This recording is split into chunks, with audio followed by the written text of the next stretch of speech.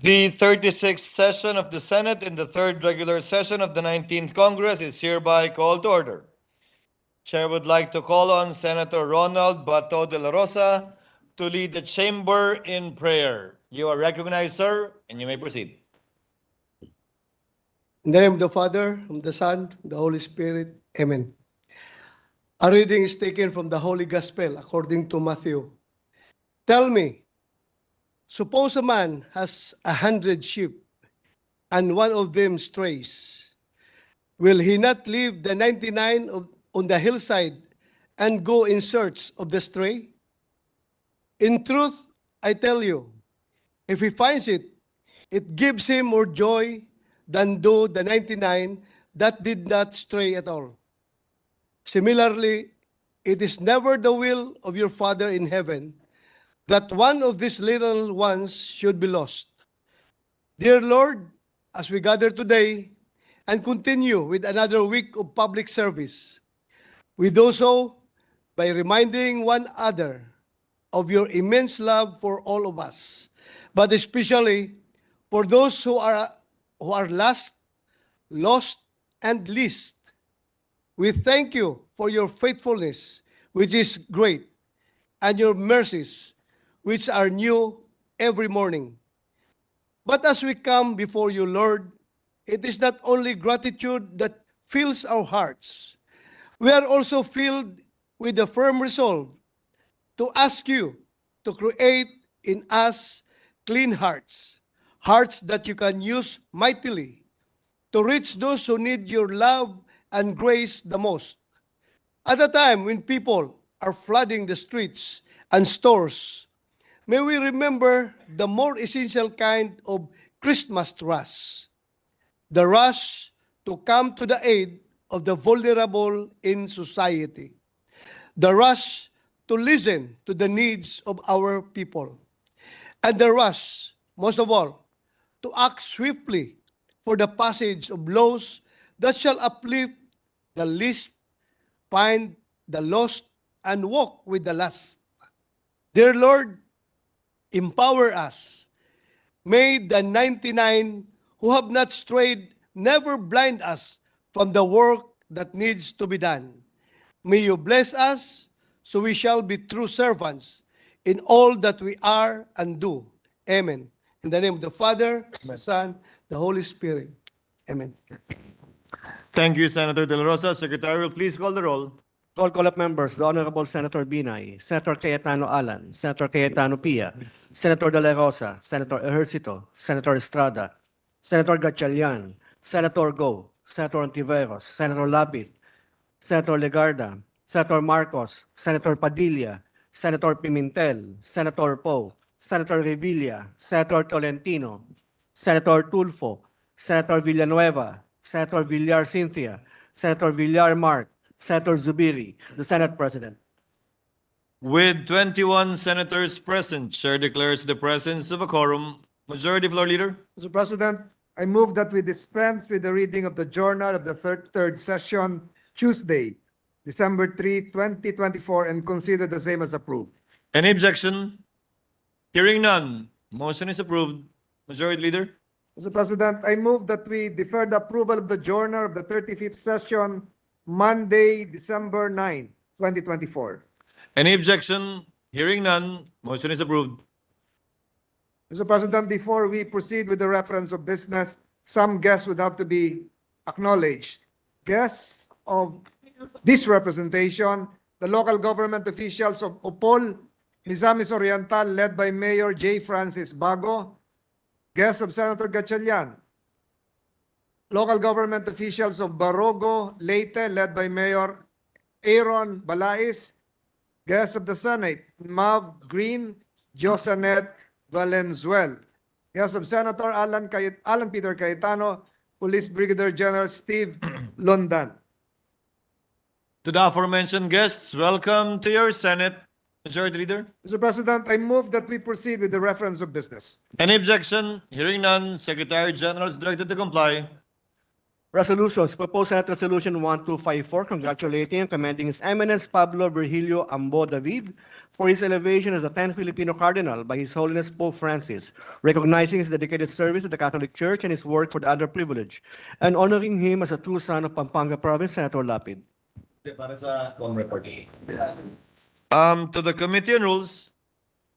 Proposed Senate Resolution 1255, congratulating and commending Salvador Butch Toong III for winning the 2024 Scott Kelby Worldwide Photo Walk Contest, Senator Lapid. To the Committee on Rules. 1256, congratulating and commending Filipino FIDE Master Mario Mangubat for being crowned the FIDE World Senior 65 Plus Rapid Champion, Senator Lapid. The Committee on Rules.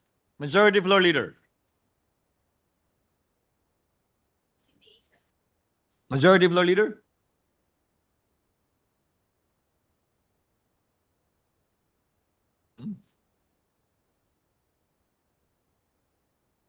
Mr. President, I move that we resume consideration of Senate Bill number 2647. Under Committee Report number 250, this is the bill strengthening the Basis Conversion Development Authority. So move, Mr. President. Any objection? Hearing none, consideration of the aforementioned bill is now in order. Majority Leader. Having sponsored the measure, I move to open the period of interpellation, recognize the sponsor, Senator Alan Peter Cayetano, and to interpolate our Minority Leader, Senator Aquilino Cocopimentel. So move, Any Mr. President. objection? Hearing none, Senator Cayetano is recognized to sponsor the measure and Senator Pimentel for his interjections. Both Magandang- gentlemen have the floor. Magandang hapon, Mr. President, and it will be a privilege to yield to the Minority Leader. Of course, I'd like to thank the present chairperson of the committee, Senator Mark Villar, for allowing me to continue. This is a special bill for me for two reasons, Mr. President. You know, I really believe that the Lord works in mysterious but in wondrous ways. I was always amazed when I was a child when my dad would tell me na, alam mo ba ang Singapore fishing village yan nung bata kami. And when you say Singapore, hindi mo ma-imagine na in one lifetime, from a fishing village, you become one of the, if not the best city-states in the world na sa lahat ng index ng quality of life, nangunguna sila. But recently, a friend, former ARTA Secretary Jeremiah Bellica, showed a picture in Singapore of Fort Bonifacio in the late 90s or in 2000, and the picture of Fort Bonifacio in 2023.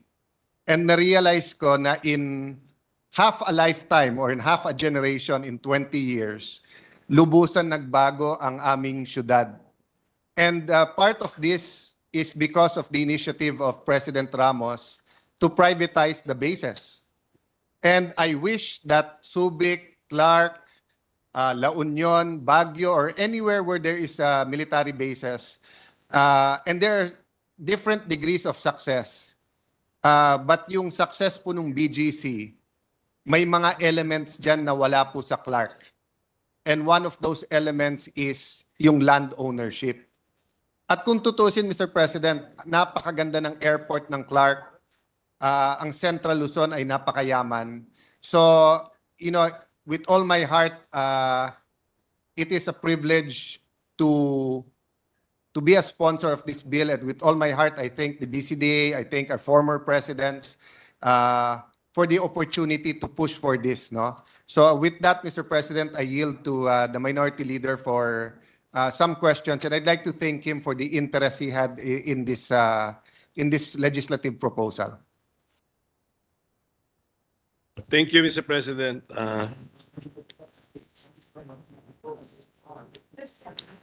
With the permission of our sponsor, the BCDA plays a critical role in the funding of our military, Mr. President. Is that correct? Yes, Mr. President. So meron pong sa original BCDA law, then this was amended, meron pong mga percentage ng pinupuntahan po ng income po, lalo po nung sale ng properties po ng BCDA. Pero sa ngayon po, tumutulong pa ba ang BCDA sa AFP modernization program? The short answer is yes. The BCDA president will be here in a minute. Short answer po yes. So, alam ko po napakalaki ng kanilang corporate income. So, pagka-sale po nung land, wala silang choice dahil meron po silang under the law, meron specific amount na due to the military. Otherwise po, dividends that goes directly to the treasury. No? Meron bang directly to the military from the corporate? Anong tulong niyo sa military aside from the sale direction? Yung mga applications sa lease na. Lease, give it first. So, Mr. President, to be exact, pag may sale po, 37.5% goes to the military. Pag may lease, 50%. Then any income of BCDA, and they've been doing quite well from the inception, napupunta sa Bureau of Treasury. Pero isa po din sa ginagawa ng BCDA is that pag may facilities ang military na kinuha for sale, sila na rin po namamahala ng pag-replicate ng mga kailangan ng military. No? Actually, makikita natin to sa New Senate building kasi pagmamayari ng Navy, no? Pamamahala ng Navy, and that was or is part of Fort Bonifacio, Taguig. No? This responsibility to fund the needs of our military will not be touched, Mr. President. No, in fact, it will be enhanced because right now, they're only allowed lease. So although mas malaki yung percentage ng lease, 50%, mas mababa yung income sa lease. Pero when they're allowed to sell, mas malaki nga ang mapupunta sa military ngayon. So the bill under consideration includes now the power to dispose by sale. Yes.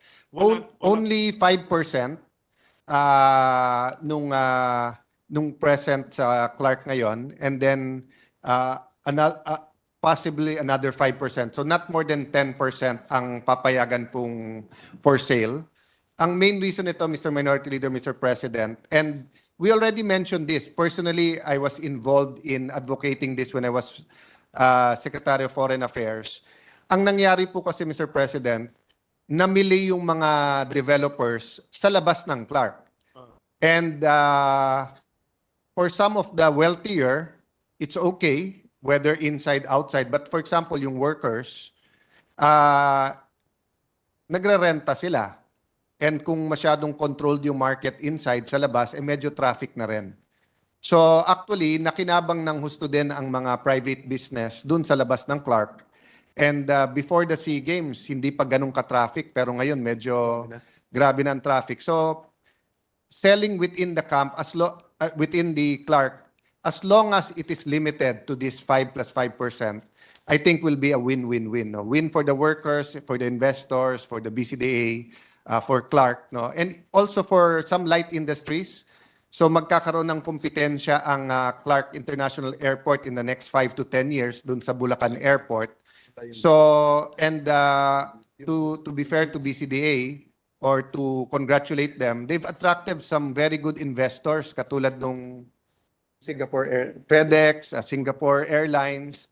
No, so of course, if they're able to offer also some land in the area, then Clark will also be an option aside from Bulacan Airport. And when we did the law about the economic zone in Bulacan, many of the senators said that the market is big enough for both the Bulacan Airport and the Clark International Airport. So we're just going to make it a little bit more conducive for investors if they want to stay in Clark, or make it conducive for those who are selling or yung road shows ng Clark around the world na i-consider na yung Clark.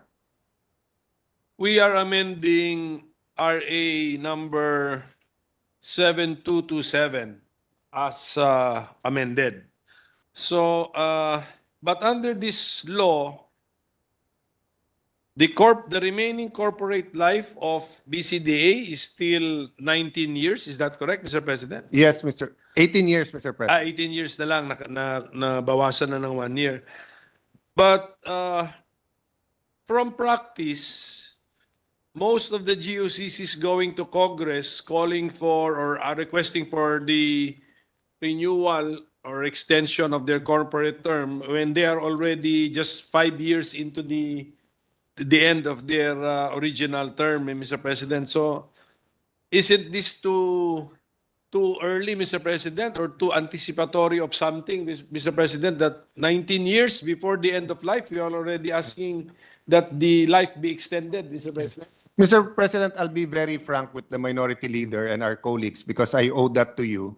Hindi naman po life or death yung provision na to, no? Yung pag-amend nung sa corporate life. But as former chairman of the Committee on GOCCs, I took a look, no? Iilan lang kasi GOCCs na talagang consistently parating positive yung income at saka malaki magbigay ng dividendo sa gobyerno. The very few, of course, include Land Bank and DBP. And yung iba na successful pero hindi rin nagdidividendo, no? And yung isang alas or isang asset ng BCDA is actually yung pagli-lease nila ng lupa eh.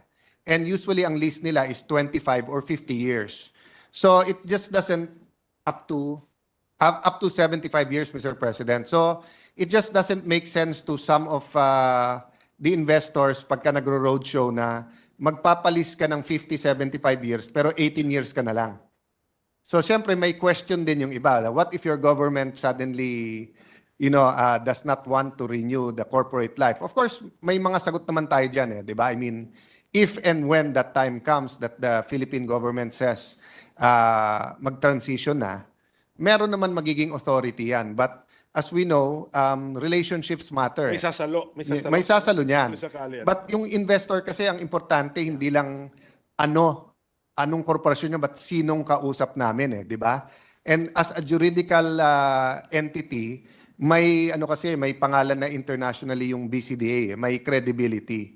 So it will just be much better for them, for the military, for their constituents if this early meron tayong vote of confidence sa kanila and they will have 68 more years instead of 18 years. So pag nagpalis sila ng 25, 50 years, it's within their corporate life. In fact, the Senate President just filed a bill allowing a 99-year lease.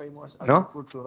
So again, if we pass that bill, and I hope we do, medyo awkward ng konti na magpapalis ka ng 99 years pero 18 years ka na lang. No? So again, Mr. President, this is not a make or break provision, but we hope we will, and you specifically, and we as a body, Mr. President, will consider it. But I'll be open during the period of amendment if the Senate President has a counter proposal. Because the heart of this bill is really allowing the sale of 5 plus 5% of the especially Clark and John Hay and Poro Point.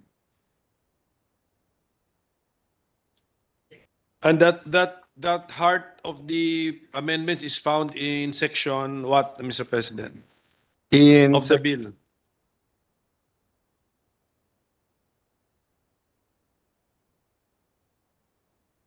Section 3, Mr. President. Section 3. Opo. Okay, so which is about section 18 and is this the one on page 4, line 6? The conversion authority is hereby authorized to sell? Is that the main So section amendment? 3, a new section designated as section 18 is hereby inserted after section 17 of RA 27 as amended.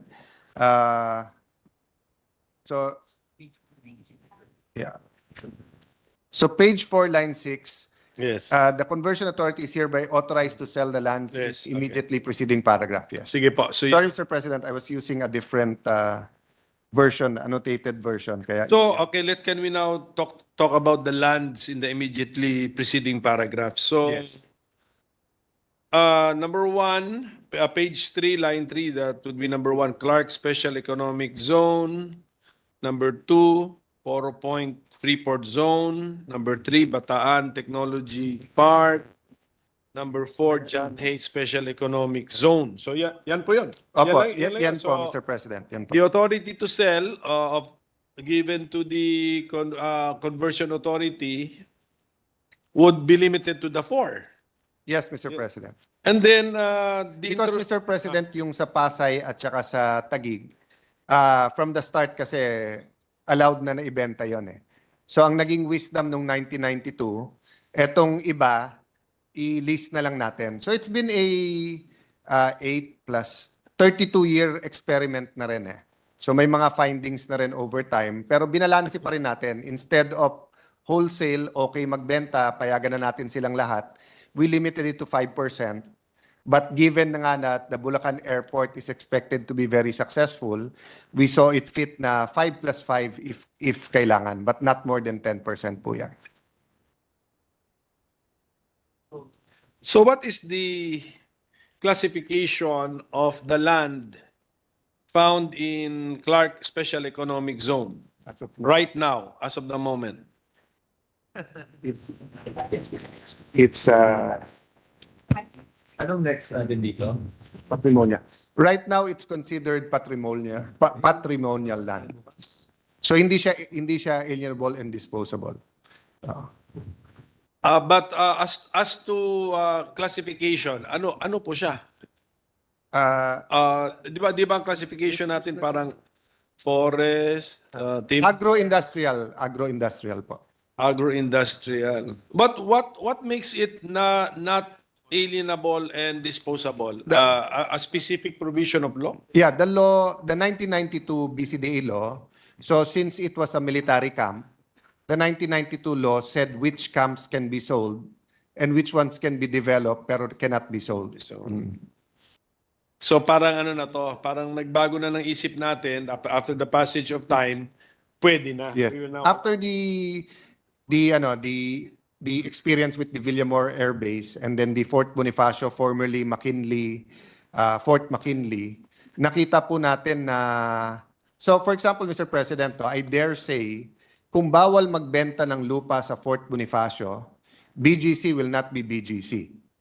As it is now, no? So ang ginawa naman po nila doon, hindi sale but then may joint venture. FBDC is actually a joint venture between BCDA and the Ayala Group, no? So may interest pa rin ng gobyerno. So but in the case of Clark, napakalayo naman po kasi ng, I think Fort Bonifacio is a total of 500, almost 600 hectares, while Clark is 35,000 hectares, no? So malayo din naman, Mr. President. And of course, BGC, I mean Fort Bonifacio was in the heart or in the South Metro Manila, malapit sa Manila and Makati na financial centers natin. Ang Clark noon, may activities na dun sa luma, pero yung New Clark City, ano lang yan the last decade na lang talaga ng nabuhay talaga So thank you for that, Mr. President. Can I now bring the attention of our sponsor to Section 2, found on page 2, starting on line 10, which is about the capitalization. So It reads like this way, Mr. President. Section 6, capitalization. The conversion authority shall have an authorized capital of 200 billion pesos, which may be fully subscribed by the Republic of the Philippines and shall be funded by the conversion authority either in cash or property. So how does that work, Mr. President? Yes. Well, Mr. President, as we've learned in law school, di ba, yung capitalization kasi, tinitignan din ng mga kadil mo yan, di ba? So, magkano ang capital mo? So, medyo unique ang BCDA kasi yung iba nating mga bills dito or yung mga dumadaan sa executive, humihingi either sa JA or humihingi sa ibang GFIs ng pangkapital. So actually dito, lumaki ang BCDA and they've been doing well. So they're going to use yung pera din nila. So basically lang, instead of doing this through SEC, if this was a purely private corporation, they would just file, di ba? So meaning if any private corporation, Cayetano and Pimentel joint venture, nag-start tayo ng 50 million, kumita, we want to increase the capitalization to 1 billion. But ito, instead of going to SEC, sa atin pumunta, and it's basically just a, sign to all of the investors, partners, etc. na we have the money, maganda yung pagpapatakbo ng company and everything. No? Pero ito ba, the conversion authority pays in cash, either in cash or property, for the shares which will now be named under the Republic of the Philippines? Ganun po yung mangyayari.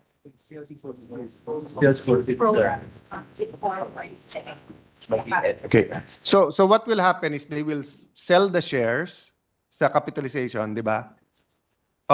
So the proceeds of the lands, ipangbibili nila ng part of equity. Okay. And then the shares itself will be in the name of the Republic of the Philippines. So yung iba nilang properties will be part ng equity. And then, pwede nyo ibenta yung 5%. Nung land ngayon sa... Then the land that we are envisioning to be sold are right now titled under whose name, Mr. President? Republic of the Philippines. It's now under BCDA as their asset. Hindi siya under your capitalization na, di ba? Well, can we... And then tumaas na yung talaga. Okay. So, Mr. President, may I clarify, no? So, yung land nila ngayon is titled under BCDA, is part nga ng kanilang capitalization. Pero ang laki na rin ng tinaas ng presyo ng kanilang mga lupa. So, pwede na rin silang, on paper, in the law, itaas na rin yung actual capitalization ng kumpanya as a juridical entity. Well, Mr. President, at any rate, I'm not an expert in corporate law, but I just request for a revisiting of this section. Sige po. Mr. President, Because, if it would please the Minority Leader, we'll submit a position paper to you over the weekend. Total, next week pa naman natin titignan yung... and over the weekend, I'll be looking at possible committee amendments.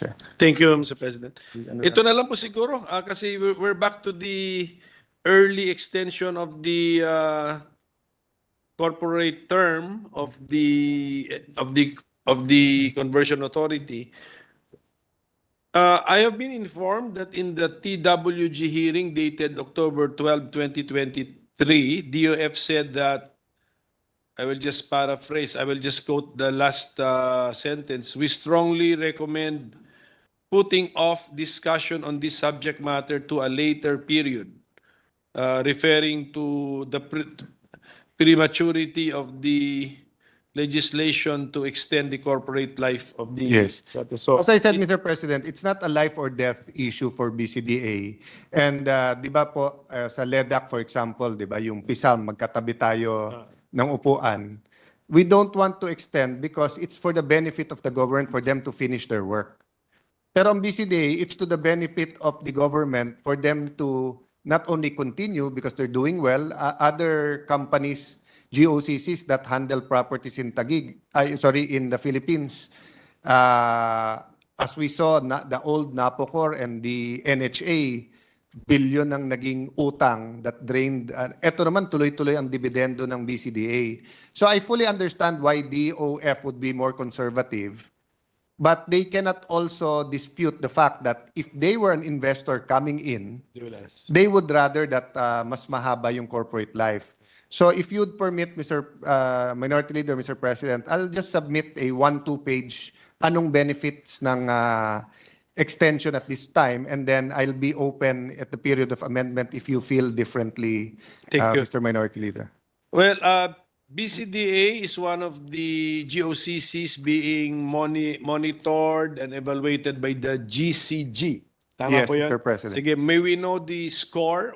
Yeah. Ano bang scorecard ni BCDA sa GCG system, Mr. President?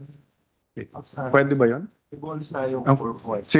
Sorry, I needed a second because according to the president of BCDA, 100.5, sabi ko, Lampas over ano yon, over 100. So sabi ko, paano nangyari yon? Kasi nakakuha daw sila ng bonus point. But if you look historically, from 2016 to 2022, once lang sila bumaba ng 92%, 2018, 90%. But since 2016, never sila bumaba ng 92%. And then, eto nga, yung latest nila was 100.5%. And then since BCDA na rin yung topic natin, baka pwede na rin pagmayabang ng BCDA, magkano na yung remittance nila sa national government, Mr. President? Maybe to the either to the General Purpose Fund or to the AFP Modernization Fund, Mr. President? Yes. Mr. President, with your permission, at the period of amendments, I'll put in everything for the record. But for today, a quick disposition of proceeds, 72 billion, dividends, 10 billion, guarantee fees, 4 billion, other remittances, 2 billion, so total 88. 1 year. Since 1993 po to. Since 88 billion? 88 billion, opo. Oh, maliit pala, So Mr. the President. last 3 years, 5.8 billion ang remittance. Okay, so these But, Mr. are President- modest amounts, Mr. Yes. President. Well, modest, Mr. President, but compared to other GOCCs na utang-utang pa. Top notch siya. Oo. Tapos, the other thing, Mr. President, is marami kasing intangible. For example, the benefit of having an airport in Central Luzon. And as we all know naman, it takes time for the airport to make money. And then, for example po, they hosted the SEA Games. Many people don't know yung dami ng baseball fields, dami ng soccer fields, dami ng golf, and then the employment in the area. So it's been a driver for Central Luzon. No? So, Mr. President, actually, my main concern was that this request for an extension of the corporate life or the corporate term is being made too early with still 19 years to go. But as explained by our sponsor, he can justify it, Mr. President. So that would be all, Mr. President. So we thank the sponsor for his patience with us, and then siguro if we can just restyle some of the paragraphs there, Mr. President. So, Mr. President, we'll take a deeper look at the next few days. And may I commit to you, I'll also communicate with the DOF, telling them the benefits and asking if theirs was just an opinion or very hard stand. Thank you, Mr. President. Thank you to our Majority Leader, Senator JV, to our Senate President Pro Temp, Senator Estrada, and to our Minority Leader. Thank you, Senator Cayetano. Thank you, Minority Leader. Majority Leader. Mr. President, I move to suspend consideration of Senate Bill number 2647. Any objection? There being none, motion's approved. Mr. President, I move that we resume consideration of Senate Bill number 2878 under Committee Report number 346. This is the bill on the Economy, Planning, and Development Act. So moved, Mr. President. Any objection? There being none, motion's approved. I move to resume the period of interpellation and recognize the sponsor, Senator Juan Miguel Mig-Zubiri, and to continue with this interpellation, Senator Aquilino Cocop Mintel. So moved, Mr. President. Hearing no objection, the resumption of the period of interpellation is now in order. Senators Zubiri and the Minority Leader are hereby recognized.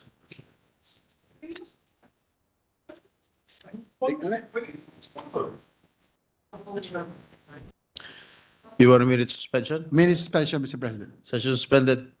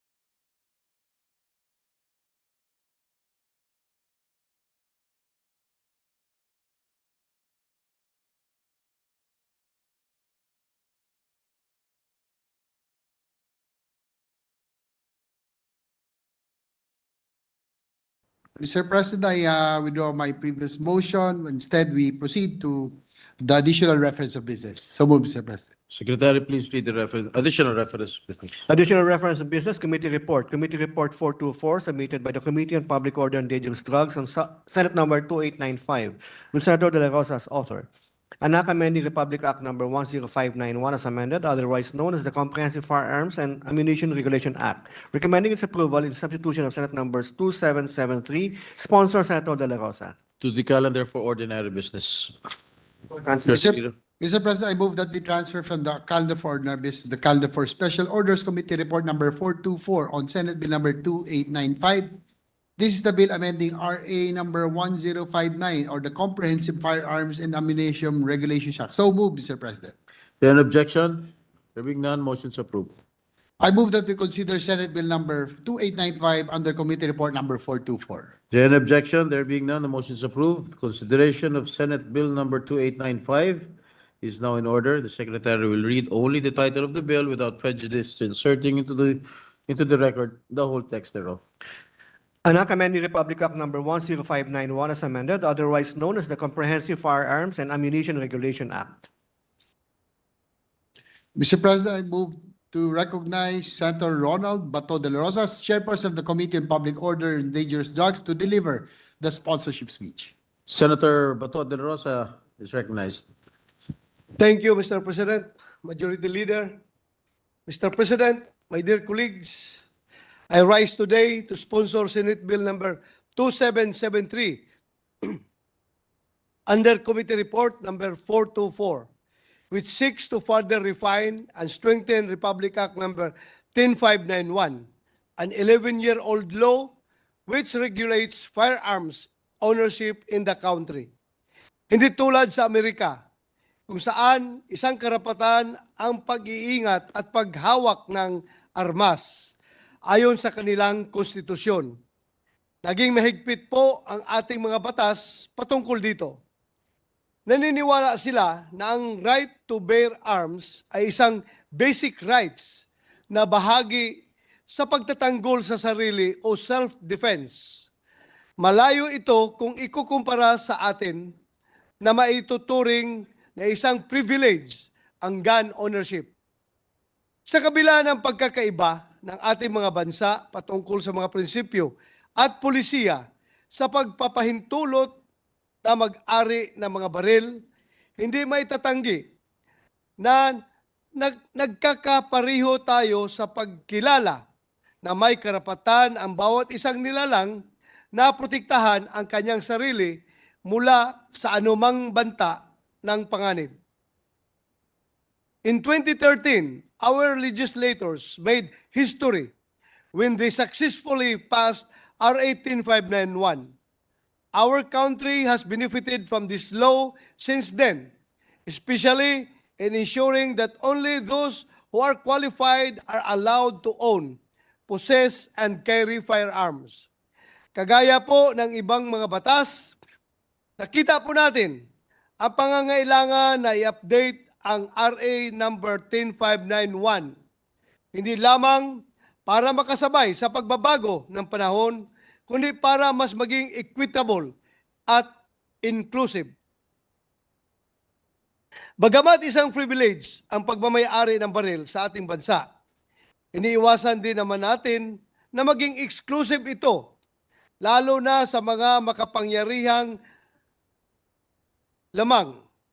We do not oblige everyone to pick up a firearm as their weapon of choice in protecting themselves. However, we must not also be too prohibitive to those who do. We allow the privilege of ownership of firearms, but we do not promote its unwarranted use. That is why we regulate. Bilang dating Chief PNP, batid ko ang dami at bigat ng trabahong nakaatas bilang pinuno ng ating kapulisan. Nariyan pa ang dami ng mga papilis na dapat pirmahan sa araw-araw. Things that probably our then lawmakers were not able to foresee 11 years ago. Mr. President, your Committee on Public Order and Dangerous Drugs proposes amendments that will address all current issues and concerns in the implementation of RA 10591. This will further advocate responsible gun ownership and ensure the government's right to regulate the same. First, in line with the direction of providing efficient government service, we want to reduce the red tape in the issuance of licenses and permits. The proposed mission, Mr. President, authorizes the Chief PNP to designate a representative to issue permit to carry firearms outside residence or PTC-4. Meantime, the authority to issue and renew licenses to manufacture and to deal are likewise given to the Chief PNP or his duly authorized representative. Second, one of the disqualifications for obtaining a license to own and possess a firearm is that the applicant must not be an accused in a pending criminal case before any court of law. The only condition for this disqualification is that this pending criminal case must be for a crime that is punishable with a penalty of more than 2 years. Mr. President, no less than the Constitution provides that in all criminal proceedings, an accused shall be presumed innocent until the contrary is proved, thus disqualifying all individuals who have been accused of a criminal case automatically deprives them of the right to be presumed innocent. Pursuant to this constitutionally guaranteed right, the committee limited the disqualification. Only those applicants with a pending case involving the use of firearms, ammunitions, and major parts thereof, or when they are otherwise ordered disqualified by a court of competent jurisdiction. Third, we have added individuals or professionals who are exempted from the requirements of a threat assessment certificate. We acknowledge the threats which, as they say, comes along with the nature of their job, who are similarly situated with those already exempted from the requirements. As such, we are proposing to include allied medical professionals and chief security officers of financial and commercial institutions. In addition to those professionals, the committee also included reservists whose mission is to provide the base of expansion of the Armed Forces of the Philippines. This amendment is through the initiative of our colleague and a reservist himself, Senator Mig Subiri. With this, we can ensure that our citizen soldiers are ready to respond at any given time to the ongoing threat to our country's territorial waters and sovereignty. Fourth, the validity of licenses to manufacture and deal is fixed to a period of 10 years. This is in support of the newly passed law, Republic Act number 12024, otherwise known as the Self-Reliant Defense Posture Act. Wala pong higit na maaasahan natin sa pagtanggol ng ating bansa mula sa mga dayuhan, kundi ang ating mga sarili. Fifth, in recognition of the pride that our sports shooters have brought to the country in several competitions here and abroad, your committee deems it necessary that they be exempted from COMELEC authority to transport during the election period. This exemption will only be limited whenever they will be competing abroad during the election gun ban. It will be subject, of course, to safeguards such as being accompanied by a police escort to or from the port or airport of arrival or departure. Finally, in accordance with the objective of RA 10591 of the proliferation of illegal firearms or weapons, we have extended the firearms amnesty to 3 years. It is our fervent hope that through this extension, individuals who have yet to register their firearms or renew their license will take advantage of this leeway without fear of being penalized. Mr. President, these amendments are not about loosening restrictions or promoting the proliferation of firearms. Ito po ay para lalong isulong ang kultura ng kaligtasan at pananagutan sa pamamagitan ng paglilinaw ng mga regulasyon at pagpapalaganap ng responsableng pagmamay-ari ng baril. Isa po itong hakbang tungo sa isang mas ligtas na bansa kung saan ang mga firearms ay binibigyan ng respeto at ginagamit ayon sa batas at responsableng mga layunin. As Robert Heinlein once said, "There are no dangerous weapons, only dangerous men." May we all work together to create firearms regulations that are comprehensive and effective for a better and safer Philippines. Thank you, Mr. President. Thank you, Senator De La Rosa, Majority Leader. Yes, Mr. President, next to co-sponsor the measure is Senator Juan Miguel Zubir. I move that he be recognized. Senator Zubiri is recognized. Thank you very much, Mr. President. Mr. President, I stand here today on behalf of all responsible gun owners and co-sponsor the amendments to the Comprehensive Firearms and Ammunition Regulations Act. 2 years ago, we pushed for the passage of Republic Act number 11766, amending the Comprehensive Firearms and Ammunition Regulation Act to extend the validity of firearm licenses from 2 years to every 5 or 10 years. We did this to encourage higher registration and renewal rates and reduce the number of unlicensed firearms in the country. And by the way, Mr. President, it has been very, very successful since then. Now, continuing along the same line, we have an expanded set of amendments that will give our licensed gun owners, particularly licensed sport shooters, some leeway to carry more of the registered firearms and possess more rounds of ammunition per firearm at any given time.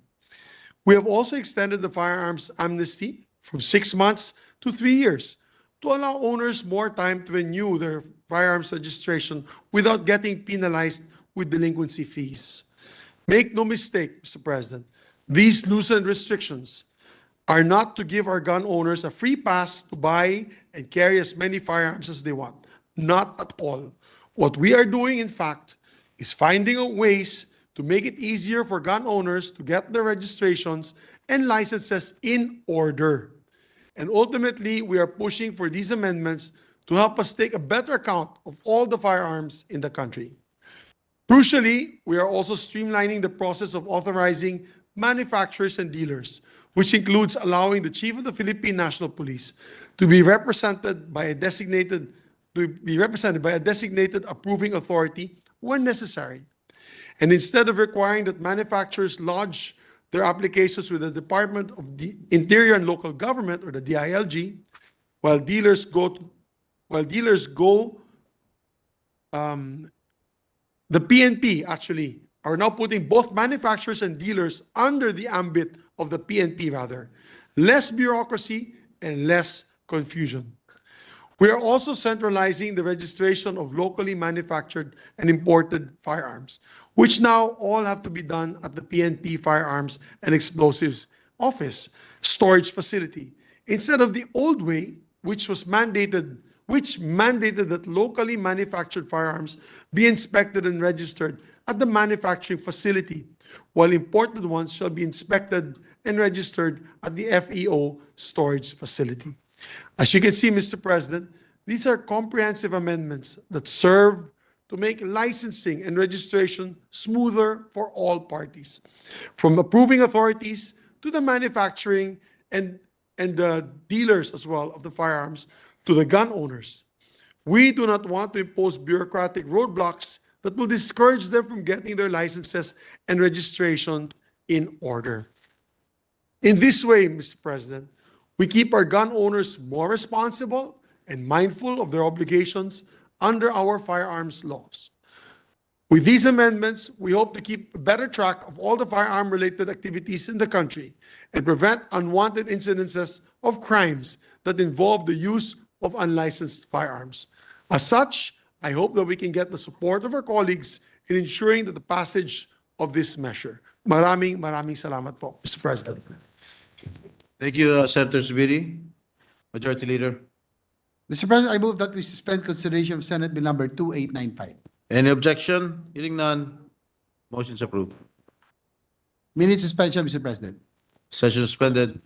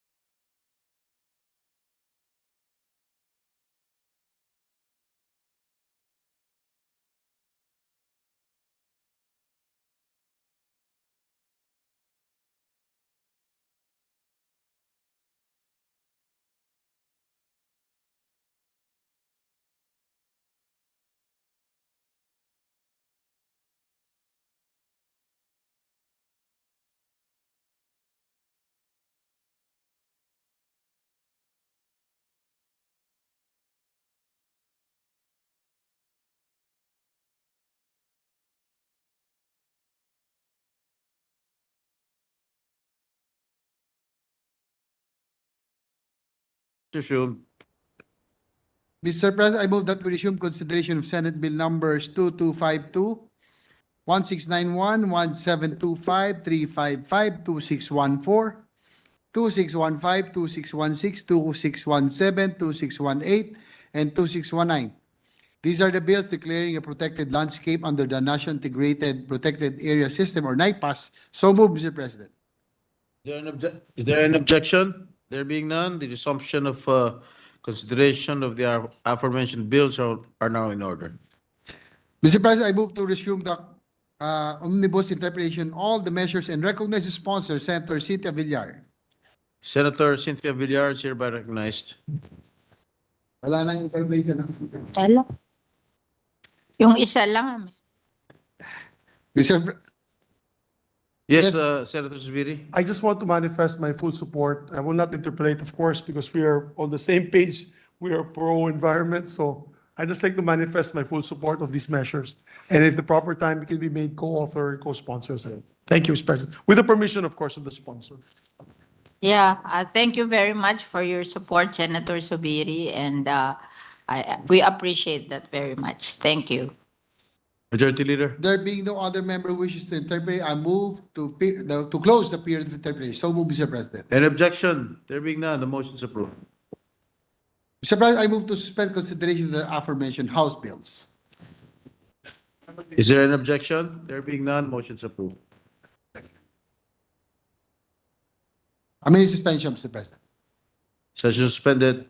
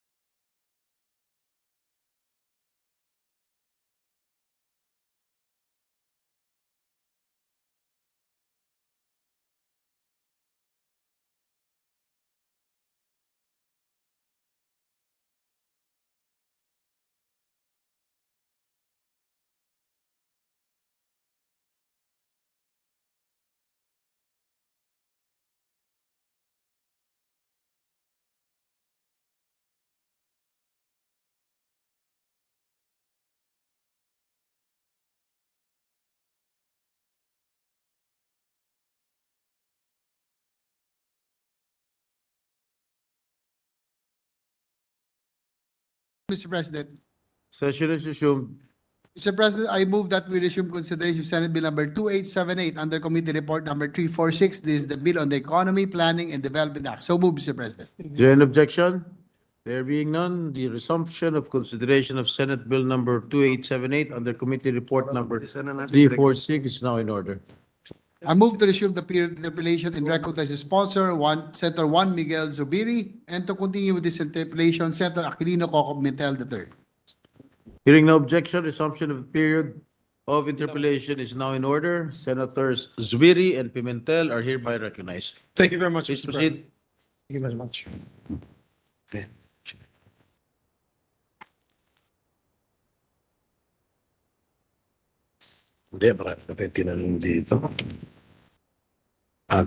Thank you, Mr. President. This is just a continuation of our earlier interpellation. And I think, if I recall, I think we had an extensive interpellation the last time, Mr. President. So, and then I've been informed by my staff that this bill was previously filed during the 17th and 18th Congresses. That's right. So there have been attempts to really legislate into law the Department of Economic Development. Yes.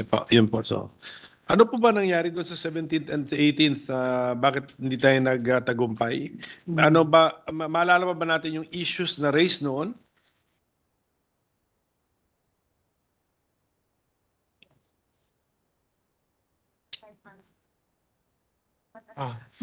What had happened, Your Honor, Mr. President, the Secretary Pernia was on board at that time, and apparently, when this bill was being discussed on the floor, or on this in the Senate, nagkapalitan po. They changed Secretary Pernia to Secretary Carl Chua. And then he wanted to study the bill further, so parang pinahold yung Secretary Carl.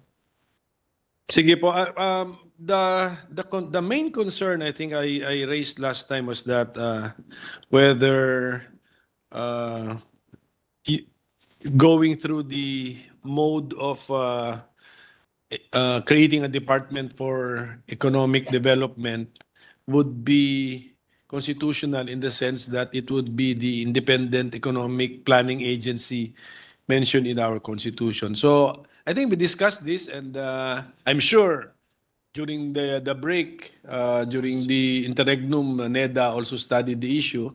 So for as long as this representation can be assured by our sponsor and the team, the legal team backing him, that this bill is compliant with the Constitution and that it can be done through this method, then we just need to do some minor, minor changes, and we can do it during the amendment stage, Mr. President. So with that, Mr. President, I'm willing to terminate my interpellation and congratulate and thank the good sponsor as well as his team, Mr. President. Thank you. Thank you very much, Mr. President. Mr. President, I'd like to thank our distinguished Minority Floor Leader for his magnanimity. I assure him that there would be no changes in the setup, only by titles and of course the functions that are already mandated to them by the different laws that were passed that included NEDA in the discussions. So maraming salamat po sa ating Minority Floor Leader. And of course, we will await all the amendments that they would like to, including, I believe, Senator Risa Ontiveros also has some amendments, possible amendments that we're going to take up. So thank you very much for that, Mr. President. Thank you very much. Thank you, Senators Zubiri and Pimentel. Majority Leader. Mr. President, there being no other reservation for interpellation, I move to close the period of interpellation. Is there an objection? There being none, the motion is approved. Mr. President, I move to open the period of amendments and recognize the sponsor, Senator Juan Miguel Zubiri, for the individual amendments. Senator Zubiri is recognized. Thank you very much, Mr. President. We have certain individual amendments to propose. And of course, if we'd like a clean copy after, we could make a clean copy after and further wait for amendments by our other colleagues. So, Mr. President, if I may I start? Yes, please proceed. On page 7, section 11, line 11, delete the word plan after the word staffing and replace it with pattern. I so move, Mr. President. Is there an objection? There being none, the amendment is approved. On page 7, section 12, line 14, after the word except, insert the phrase in Metro Manila and. I so move, Mr. President. Any objection? There being none, amendments approved. On page 8, section 13, line 27, delete the word and. I so move, Mr. President. Any objection? There being none, amendments approved. On the same page, line 29, delete the punctuation marks and replace with end. I so move, Mr. President. Any objection? There being none, amendments approved. Subject to stamp, Mr. President.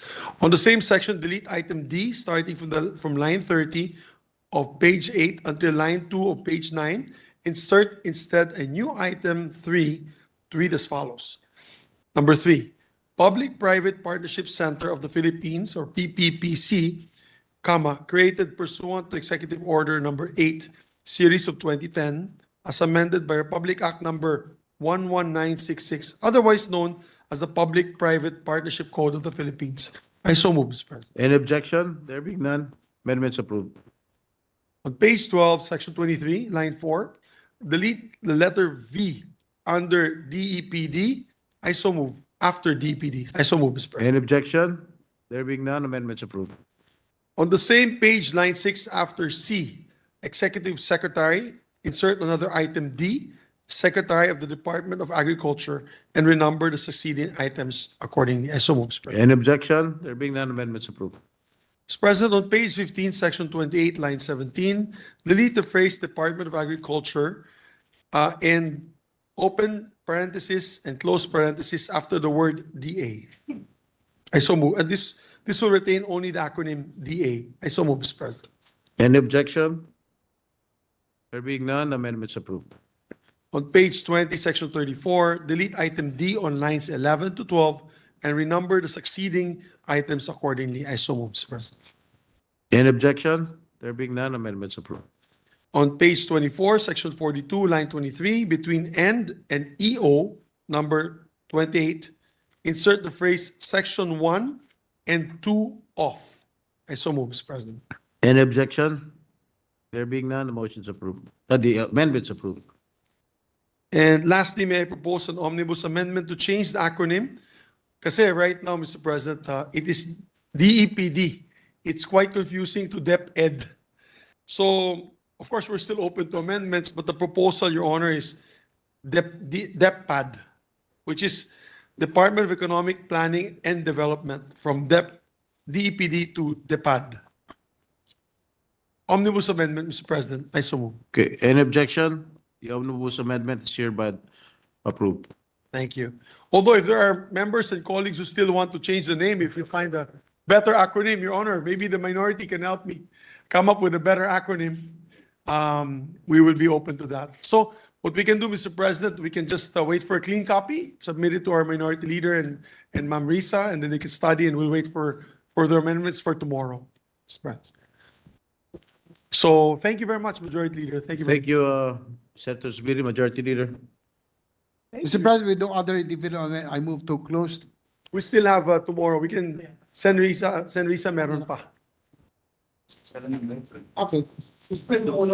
Yes, Mr. President, I withdraw my motion. I move that we suspend consideration of Senate Bill number 2878. Any objection? There being none, the motion's approved. Thank you, Joa. Thank you. Thank you, Minority Leader. Really appreciate it. Thank you. Salamat. Mr. President, I move that we proceed to reference of business. Secretary, please read the reference of business. Second edition of Reference of Business Committee Reports. Committee Report 425, jointly by the Committees on Women, Children, Family Relations, and Gender Equality and Finance, of Senate Number 2896, with Senator Ontiveros as author. An act providing for the Magna Carta of Children, recommending its approval in substitution of Senate Number 2612, sponsor Senator Ontiveros.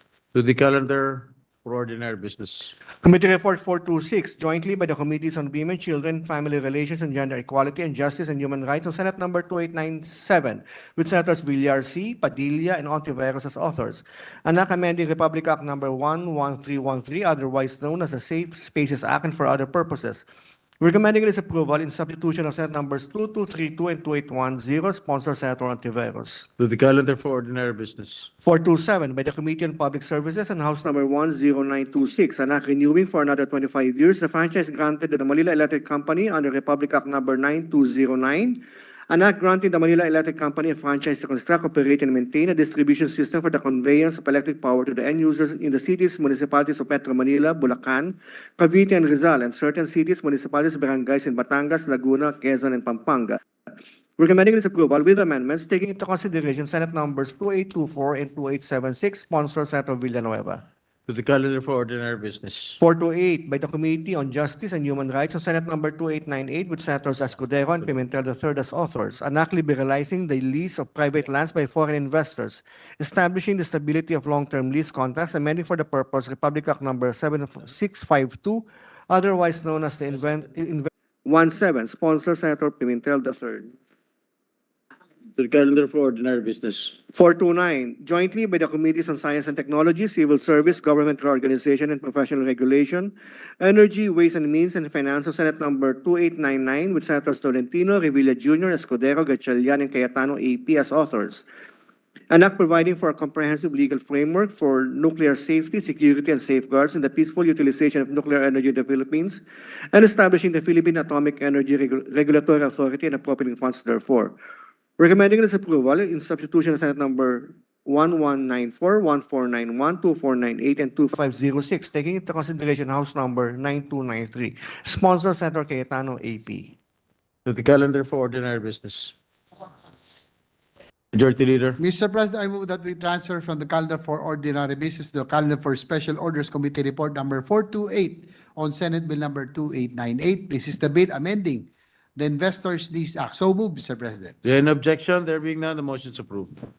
I move that we consider Senate Bill number 2898 under Committee Report number 428. There any objection? There being none, the motion is approved. The consideration of Senate Bill number 2898 is now in order.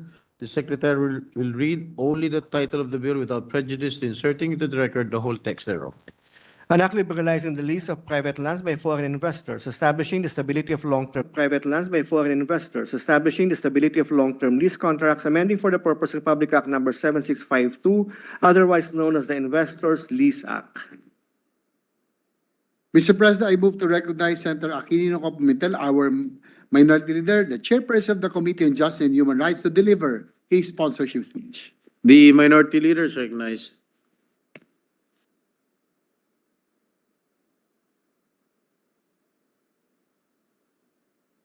Thank you, Mr. President. Mr. President, esteemed colleagues, today I rise to sponsor Senate Bill number 2898 under Committee Report number 428, entitled An Act Liberalizing the Lease of Private Lands by Foreign Investors, establishing the Stability of Long-Term Lease Contracts, amending Act. The Philippines remains steadfast in its commitment to improving its overall investment climate and sustaining economic growth.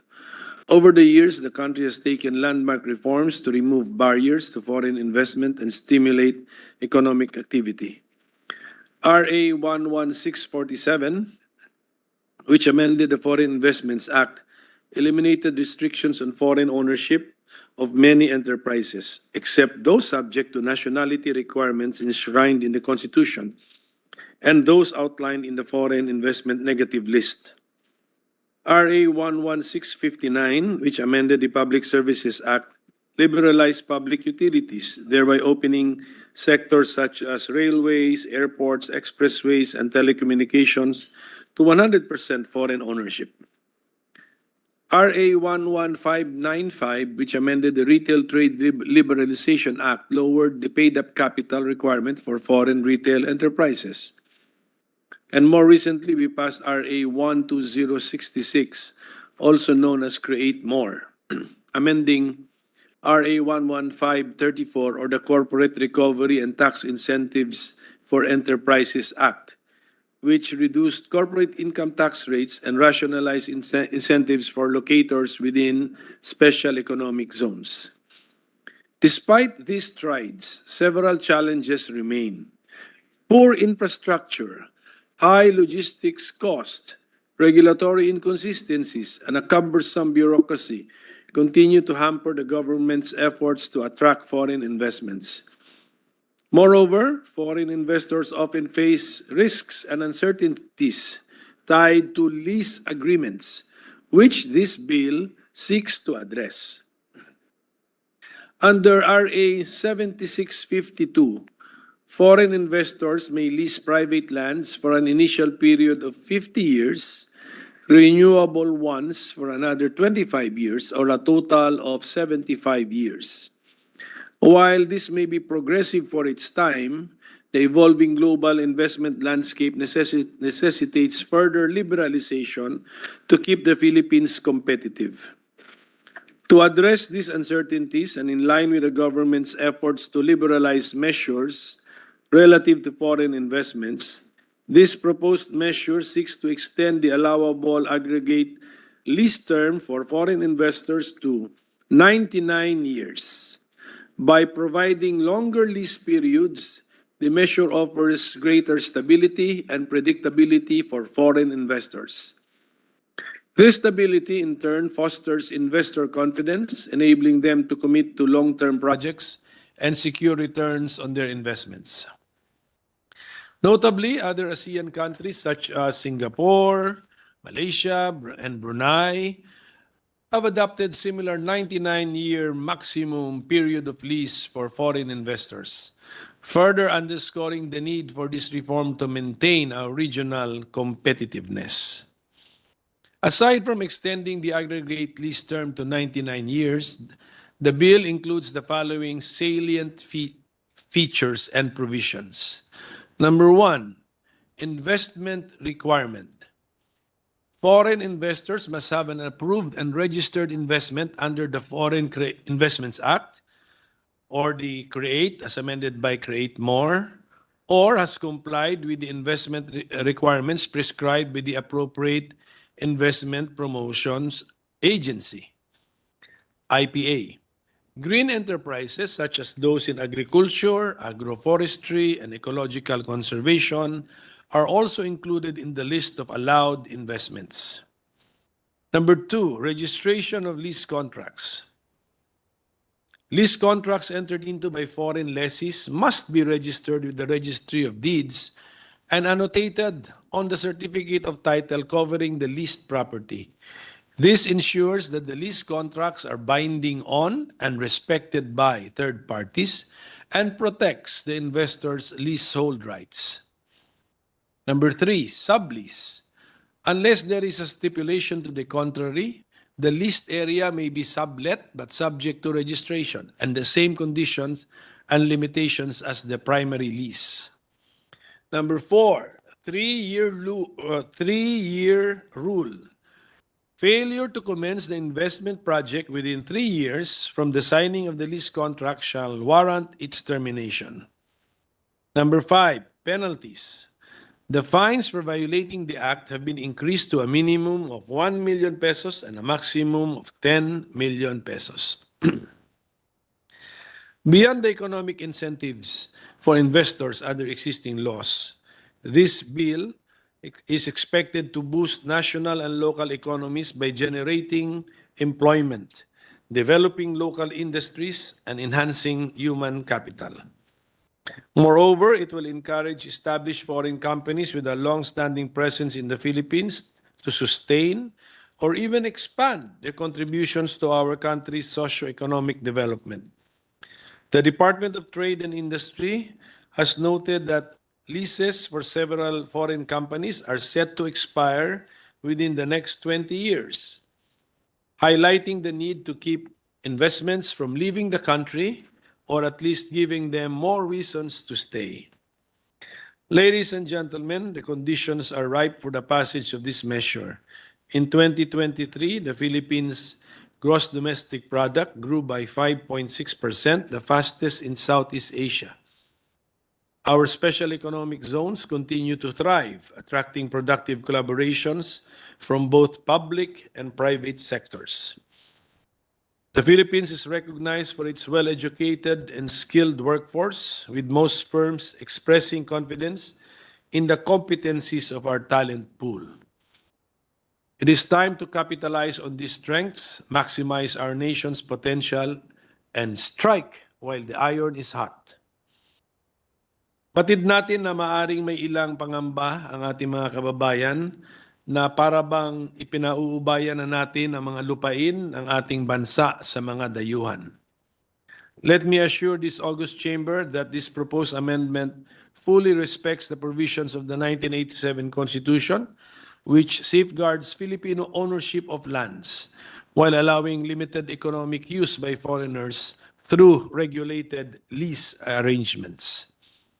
Agricultural lands covered by the Comprehensive Agrarian Reform Program shall remain to be covered by such law. The reforms proposed under this bill remain consistent with the constitutional mandate to uphold national sovereignty, territorial integrity, national interest, and the right to self-determination, even as we welcome mutually beneficial partnerships with foreign investors.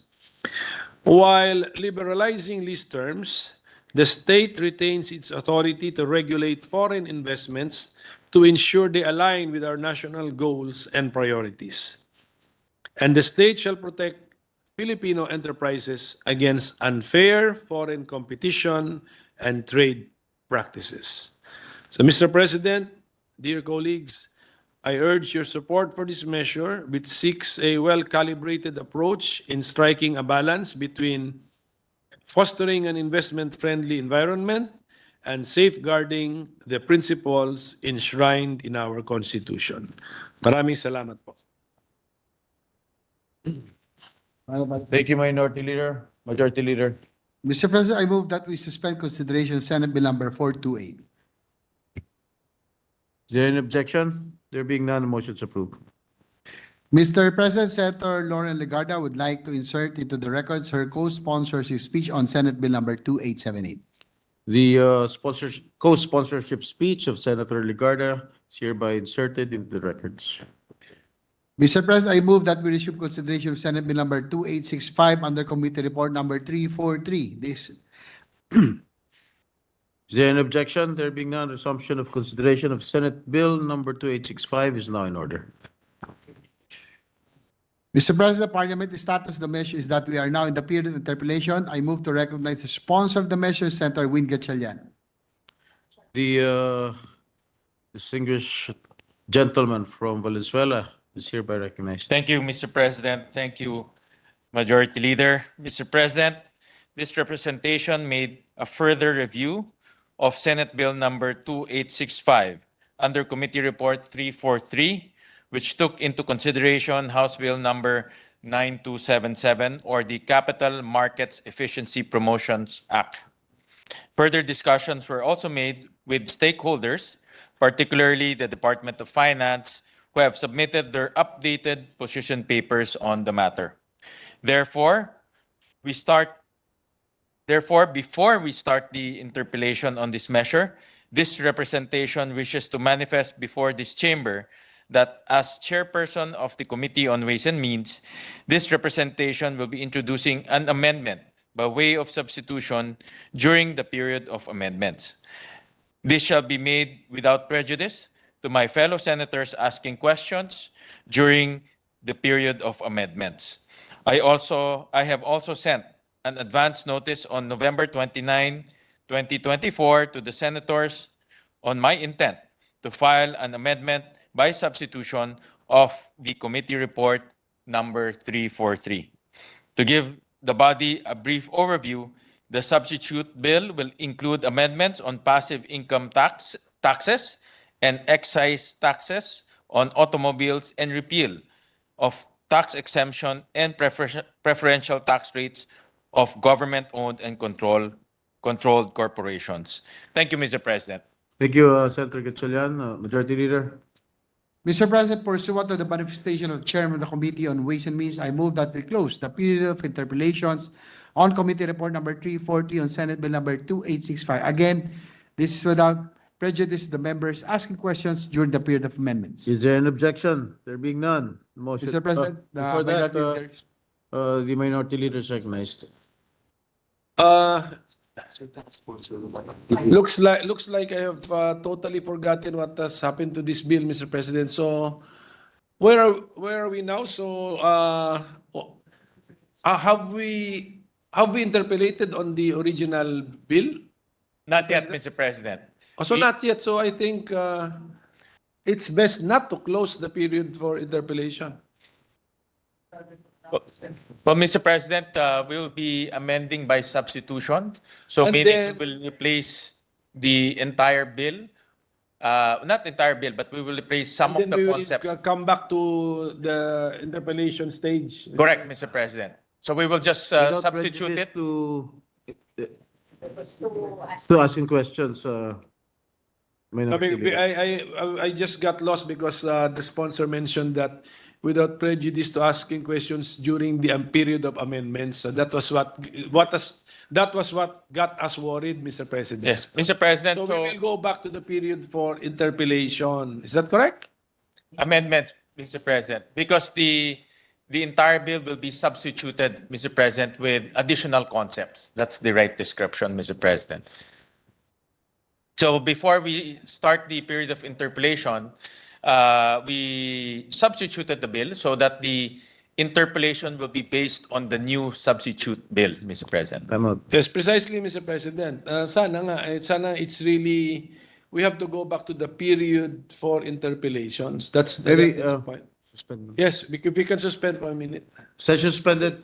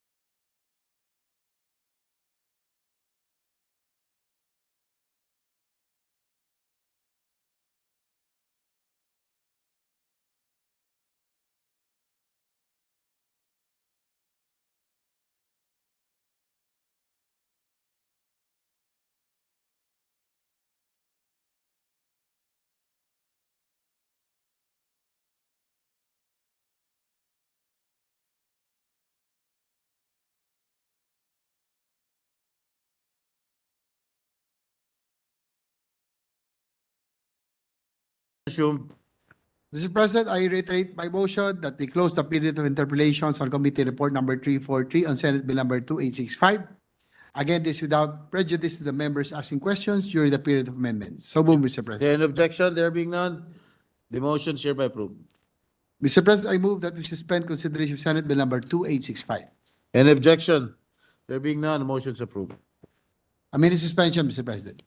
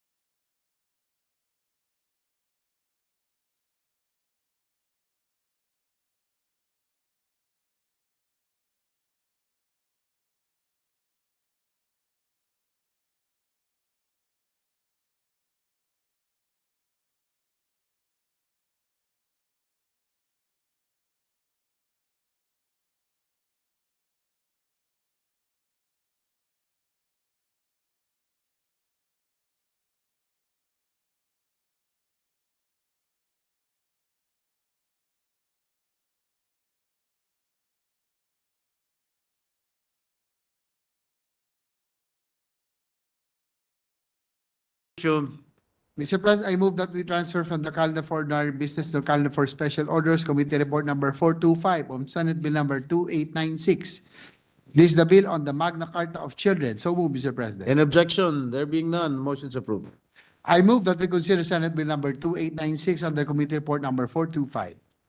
Is there an objection? There being none, motion is approved. Consideration of Senate Bill number 2896 now in order. The Secretary is directed to read the title of the bill without prejudice to inserting into the record the whole text thereof. An act providing for the Magna Carta of Children. To sponsor the measure, I move to recognize our Deputy Minority Leader, Senator Risa Ontiveros, Chairperson of the Committee on Women, Children, Family Relations, and Gender Equality, to deliver her sponsorship speech. The Deputy Minority Leader, Senator Risa Ontiveros, is hereby recognized. Salamat po, Mr. President. Mr. President, it is my honor and privilege to sponsor Committee Report number 425, or the Magna Carta of Children, a long-standing advocacy of child rights advocates in the Philippines. The Magna Carta of Children has the following important features. First, it codifies the rights of children as reposed in other laws and clarifies the primary duty bearers in the exercise of these rights. At present, this is dispersed in various legislation like the Family Code, the Civil Code, the CWC, the DSWD. Two, it contains protective provisions for children in particularly vulnerable situations, such as children who are victims of climate-related disasters, children in GIDA areas, victims of human trafficking and violent crime, etc. At present, only children in situations of armed conflict and children in conflict with the law are given carved-out special protections. Third, it institutionalizes the creation of child advocacy centers to legislate the protections given to child witnesses and child survivors of crime. Para po itong one-stop shop ng services para sa kanila. At para hindi na paulit-ulit ang kanilang paglahad ng kanilang naranasan at nasaksihan. This is a particularly important and evidence-based innovation, Mr. President, that is already existing in some local government units that needs to be replicated on a national scale. There are many international donors willing to fund the construction of these centers because they have been proven to work in Thailand, Cambodia, and the United States. Kailangan natin dito. Fourth, it closes an important gap in the OSAIC law in cases of online child sexual abuse with an extraterritorial element. Fifth, it mandates the creation of the Child Ombudsman under the auspices of the CHR. And sixth and last, it creates the Philippine Commission on Children from the Child Welfare Council. May PCW for women, may NYC for youth. Bakit wala para sa ating mga kabataan? We also confirm, Mr. President, that DBM and CSC are in full support of the creation of the Philippine Commission on Children from what is currently the CWC. Mr. President, this bill deserves our utmost support. It is a happy bill, a bill our 19th Congress should rally around. Let us make this our legacy to our nation's children, and perhaps, as Christmas is coming, our Christmas gift to them as well. Salamat po, Mr. President. Thank you, Senator Risa.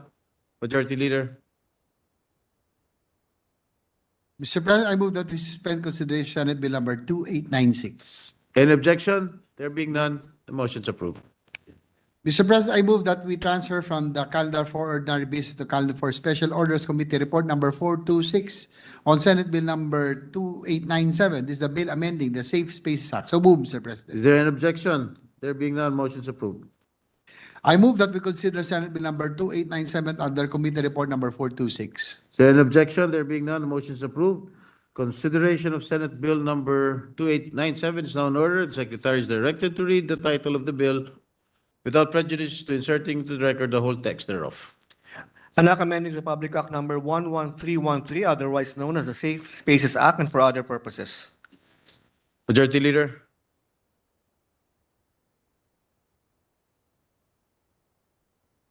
Mr. President, to sponsor the measure, I move to recognize our Deputy Minority Leader, once again, Senator Risa Ontiveros, Chairperson of the Committee on Women, Children, Family Relations, and Gender Equality, to deliver her sponsorship speech. Senator Risa Ontiveros once again is recognized.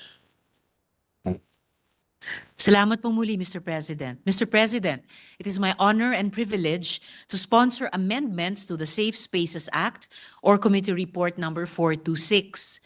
Nagpapasalamat po ako sa authors na sina Senator Robin Padilla at Senator Cynthia Villar, the authors of the two bills that were consolidated into the committee report. This bill responds to the urgent calls by our constituents, particularly young women in schools, to reform the law in order to better address their lived realities. Nung ginawa natin ang kasalukuyang batas, no one knew what AI was. Ngayon po, talamak na ang deepfakes, and pornography is being created with the use of these emerging technologies. Sa pamamagitan ng bill na ito, victims will have the remedy of asking for the takedown of their digital images that violate this act. This remedy has been put to good use in our OSAIC and CSAM law. We know it works. Why not make it work for violations of safe spaces too? We also need to respond to the multiple cases of teacher predators. Magre-resign lang, tapos lilipat sa bagong school, kung saan ay magmamanyak siya ulit. This bill seeks to respond to this by ensuring that adults working in close proximity to children have no history of predatory behavior. Lastly, it increases the penalties for gender-based harassment taking place in schools and workplaces. Napakaliit nga naman ng 5,000 pesos na parusa para sa paaralan at workplaces for violations of this law. Halos hindi mararamdaman ng bulsa, samantalang ramdam ng biktima ang kabastusang ginawa sa kanya. Salamat muli kina Senator Cynthia at Senator Robin. This is the heart of their proposal. Salamat po, Mr. President, dear colleagues. I hope we can shepherd this bill to passage for our women and girls. Thank you, Senator Ontiveros, Majority Leader. Mr. President, I move that we suspend consideration of Senate Bill number 2897. So move, Mr. President. Any objection? There being none, motion is approved. Mr. President, I move that we resume consideration of Senate Bill number 2837 under Committee Report number 331. This is the bill extending the term of the Power Sector Assets and Liabilities Management Corporation. So move, Mr. President. Is there an objection? Hearing none, the resumption of consideration of Senate Bill number 2837 under Committee Report 331 is now in order. Having sponsored the measure, I move to open the period of interpellation, recognize the sponsor, Senator Mark Villar, and to interpellate our Minority Leader, Senator Aquilino Cocominten. Hearing no objection, the period of interpellation is in order.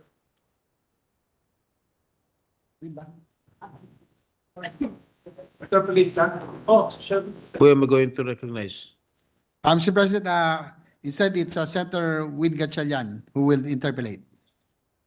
Who is going to sponsor, Senator Mark? Yes, Senator Mark Villar will sponsor, and to interpellate is right. Senator Win Gatchalian. Senators Mark Villar and Sherwin Gatchalian are hereby recognized. Sorry, brother.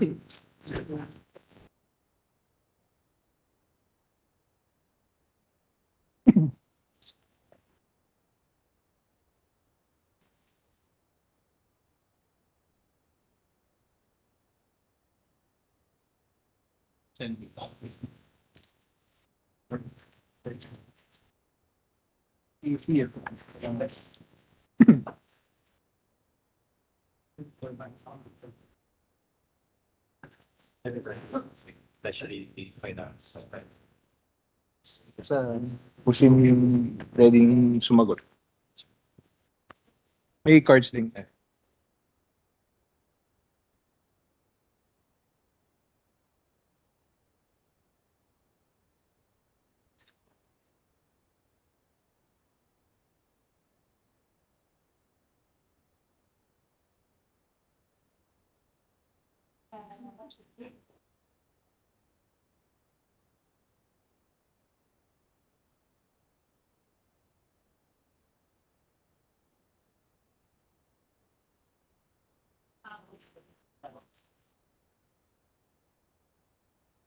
Yeah.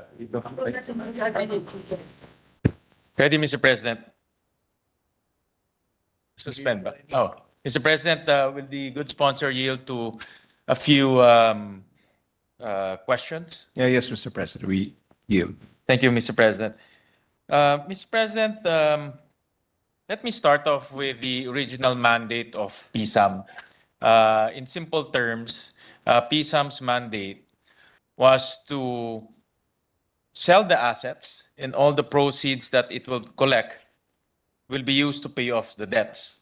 And this was in line of privatizing the entire electric power sector, I think 30 years ago, if I'm not mistaken, Mr. President.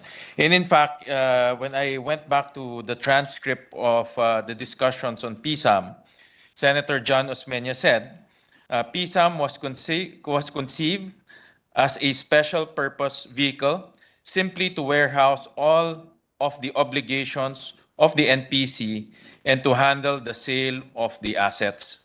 And he went on saying, PSAM is a transitory vehicle. At the end of the day, when all the debts of NPC shall have been liquidated and all the proceeds of the sales have been received, then PSAM will disappear.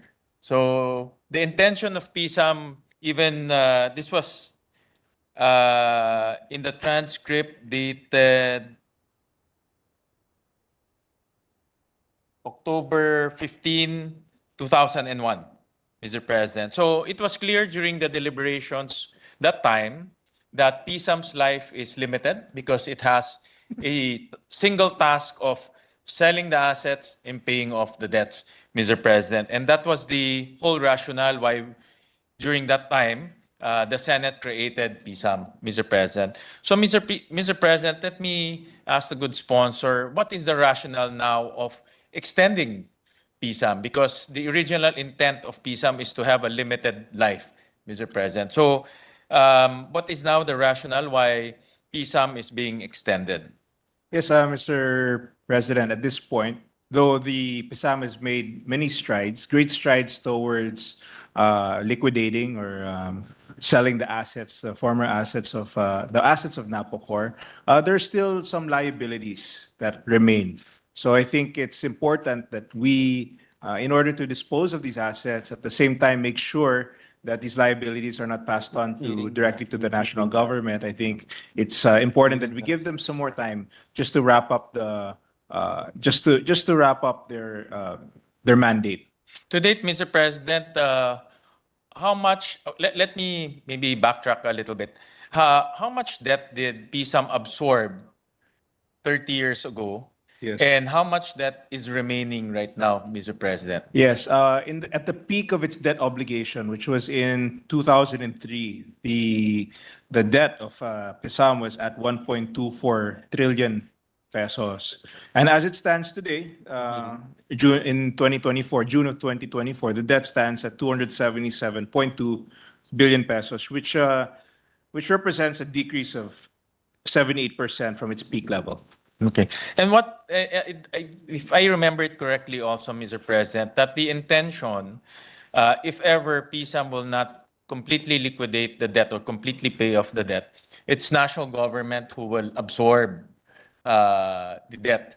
And it will form part of its debt stock, meaning national government will eventually liquidate it. So with that in mind, Mr. President, what can national government cannot do that PSAM can do?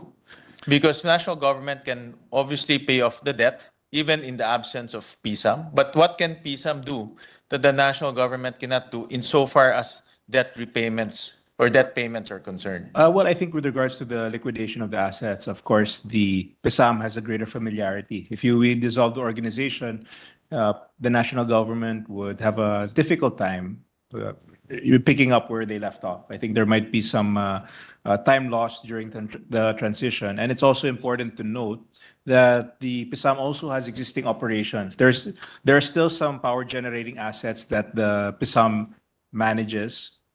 So of course, in terms, there might be some transitional problems because there are operational concerns also there are existing operations within the PISAM that might be affected should PISAM dissolve and all its assets reverted back to the national government. But Mr. President, I understand in the past discussions with PSAM, on the debt side, it's not so much of a problem because government can absorb it, national government can absorb it and pay it off as how we do it with other loans. What the good sponsor is saying, what his honor is saying is the remaining assets that will be sold off and also being operated right now. That's one of the concerns.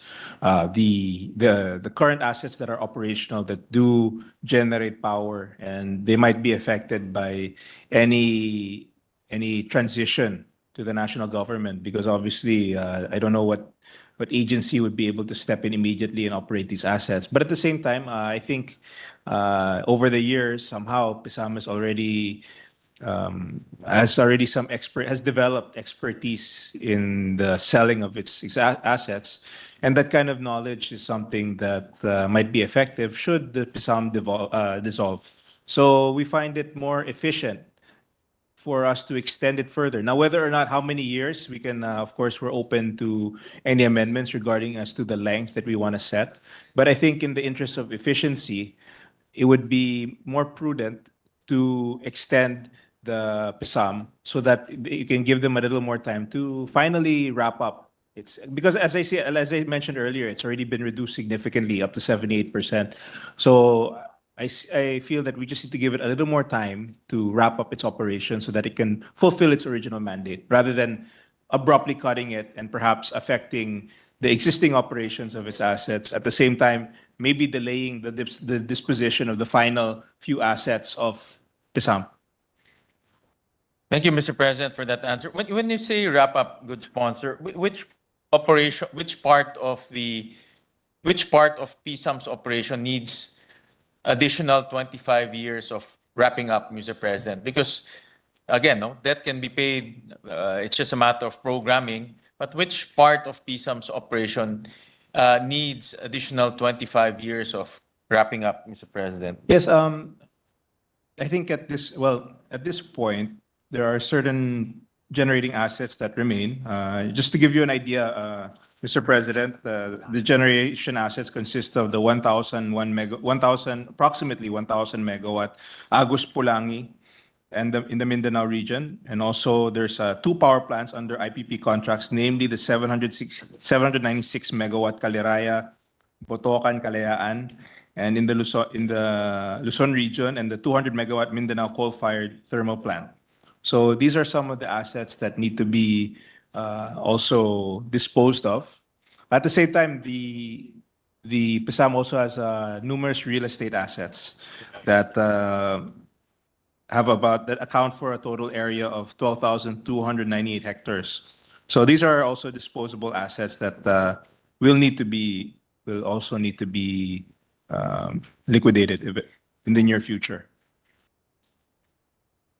How much, Mr. President, before I go to the assets, how much is the value of the assets of PSAM? What is the remaining value of the assets of PSAM right now, Mr. President?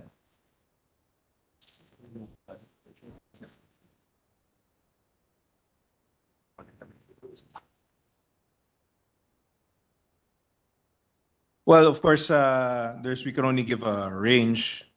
More or less, Mr. President, just an estimate on the value of the remaining assets, the value, it could range, and it's quite broad, but the range can be between 118 and 230 billion pesos. So those are just the assets. But of course, they have receivables also accounting for 110 billion.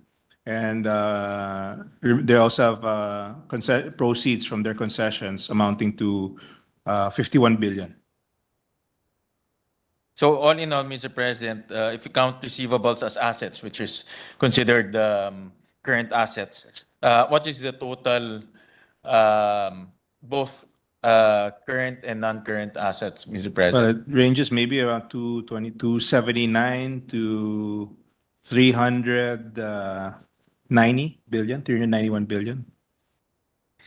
So in other words, if the assets are completely sold, the receivables are completely collected, there's enough cash to pay off the 277 billion, Mr. President. That's in simple terms, Mr. President. Yes, yes, Mr. President. And what we're seeing is from the list of assets that you mentioned, it's the generation assets that needs 25 years to privatize, Mr. President. I'm sorry. But I'm saying earlier that among the assets that you mentioned earlier, it's the generation assets that we need to, it's the privatization of the generation assets that needs 25 years in order to privatize. Yes, we need more time now as to do we need the whole 25 years? That's something that we can there might be some proposed amendments as to the period of time, which we've had discussions about. So there's some flexibility there. Definitely, so we're open to any amendments with regards to the time period. But we believe that we do need to give them additional time just to allow them to dispose of the assets at a price that is acceptable. You know, we also don't want to rush these things so that we can maximize the value that the government gets for these assets. So we also don't want to give sufficient time for them to negotiate, to find the best possible deal for government. And also the receivables, Mr. President. What is the term or the duration of the receivables, Mr. President? How long are we going to collect from the payees, Mr. President? Ano yung isa? Ano yung 51? Well, some of them are still with pending court cases. These are delinquent payments that they are still working out. So it may take some time. Again, it's another reason why they might need a little time just to wrap up these cases so that they can also liquidate these receivables. Yeah. Mr. President, I understand that receivables are also from the privatization itself. So some of them are not outright cash, but in the form of receivables, Mr. President. How much are those? Well, the breakdown of the receivables, delinquent clients is 55 billion, and from Meralco it's about 16 billion, and the rest from the cooperatives were the clients also, about 39 billion. So, Mr. President, out of the 110, 55 billion are current and being collected right these now. but they're considered delinquent payers at this point. Delinquent is 55 billion. But the remaining 95.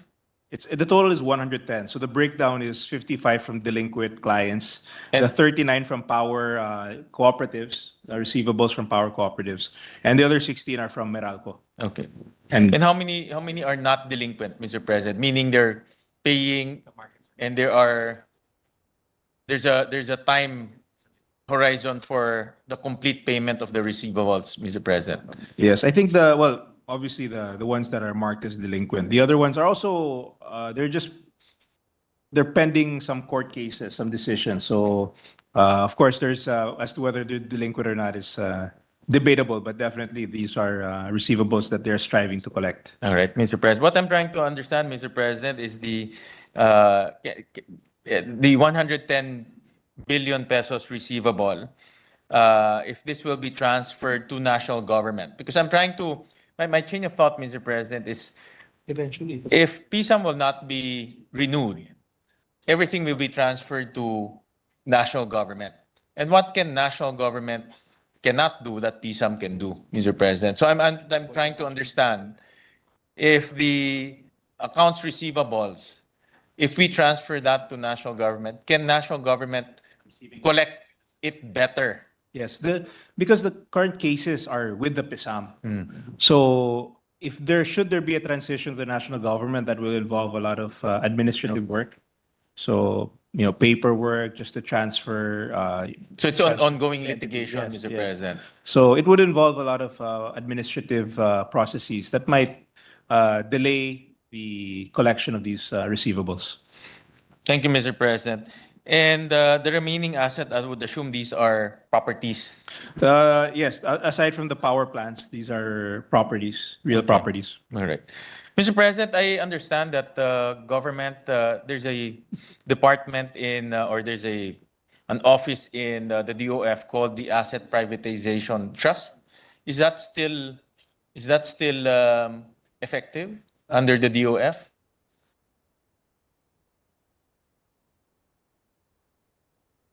What is it called? Or Asset Privatization Office? I think it changed to a different name. Yeah, I think Mr. it's President. the Asset Privatization Council, I believe, and it's operative. Is it If that's the the same one, it's operative. Asset Privatization Council? Council. So it became a council right now.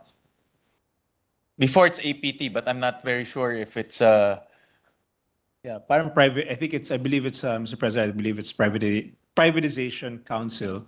it's If that's- privatization under the DOF. Yes. Yes. So logically, Mr. President, if ever PSAM's charter will not be approved, the entire list of assets of PSAM will be transferred to that entity. Is that correct, Mr. President? So the entity will be transferred to? Yeah. Yes, that is the entity that they would logically be transferred to. And Mr. President, does a good sponsor know what is the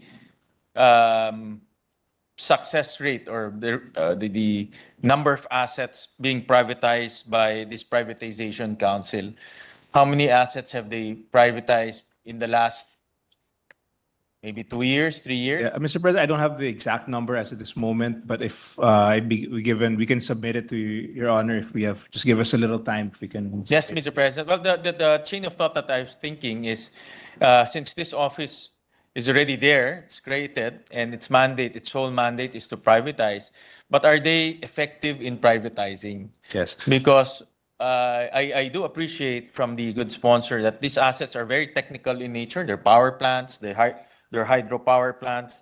So just mere transferring them to the privatization council doesn't mean that they can effectively privatize those assets. Yeah, I think especially in the case of an actual operating asset, it might be different. Maybe perhaps land holdings would be easier for them to take control of. But when we're talking about operational assets that provide a very important service to the public, it might be difficult for them to operate it as. I don't think they're operating power plants is definitely not within their realm of expertise. Yeah. Just for the record, Mr. President, how many operating assets are still with PSAM? How many operating power plants are still? Yes, we mentioned earlier the 3 power plants, the Agus Pulangi, the Caliraya, Botocan, Kalayaan, and the Mindanao Coal-Fired Thermal. And these are operating assets. Yes, these are correct. These are operating assets. So, Mr. President, we'll just request from the good sponsor, maybe the last 5 years,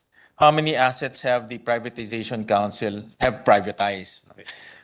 Because my chain of thought here is to understand whether the privatization council can handle the privatization of these operating assets, because logically they will be absorbing this. I would assume they will absorb these assets and they will be tasked to privatize it. But then again, privatizing assets is not a simple task. I understand, and especially if the assets are operating, because you have management expertise, you have a learning curve to climb, and it might not be the best decision to transfer it to the privatization council because they have to learn. Yes. Number one, they have to learn how these assets operate. They have to learn how to value the assets. They have to learn how this operating asset should be financed and funded. So instead of increasing the value of these assets, if these assets will not be supervised properly, it might deteriorate in the process, Mr. President. So that's where I'm coming from, Mr. President. So I just want to understand the number of assets the Privatization Council have privatized, Mr. President.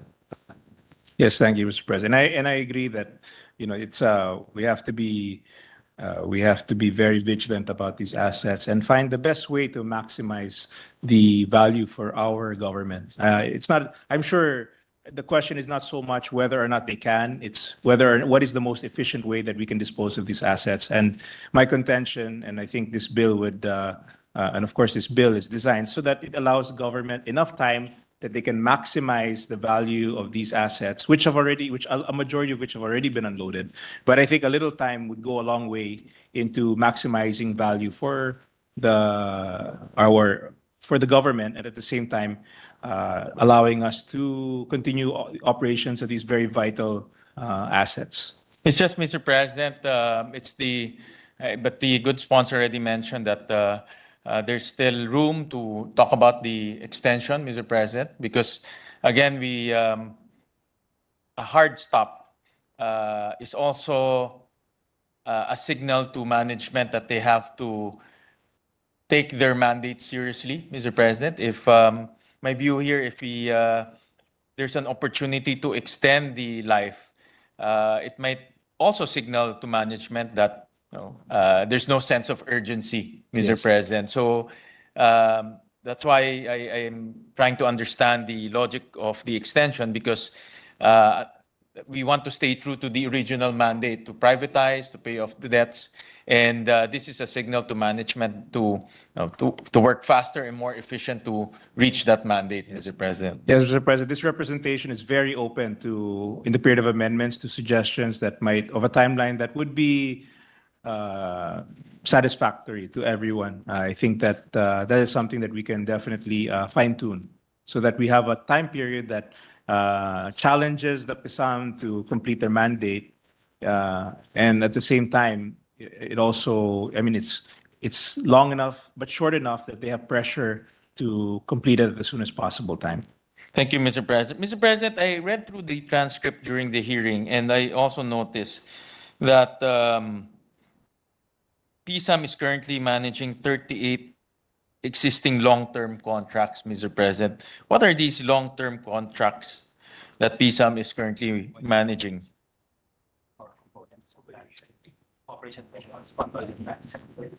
Yeah, these are operation and maintenance contracts and also land lease agreements. Operation and maintenance contracts of power plants, Mr. President? Non-power components. So examples would be like Angat Hydro. These are areas that are just, they're not the power generation aspect, but it's still, the asset is under control of the PSAM, but they're not part of the power generating assets.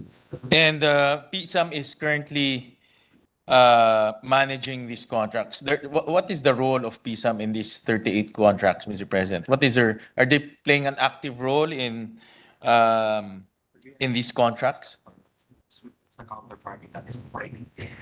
Yes, they are the owners of these non-power generation components, and they're in charge of managing these contracts. And in an event that PSAM's charter will not be extended, who will take over the 38 long-term contracts, Mr. President?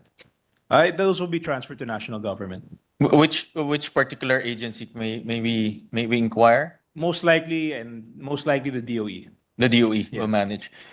Given the very technical nature of this operation. Is DOE currently equipped to manage all of these 38 contracts? Based on my discussions with the PSAM, at this point they're not well equipped to handle it. But of course, if there's no choice, obviously they have to capacitate themselves. They have to find a way to do it. But at this point, the opinion of the PSAM is that they're not yet ready. Okay. They are not well equipped to manage all these contracts. Okay, Mr. President. And maybe that's another reason why there's a need to extend, because the ultimate transferee is not yet capable of handling that, Mr. President. Yes.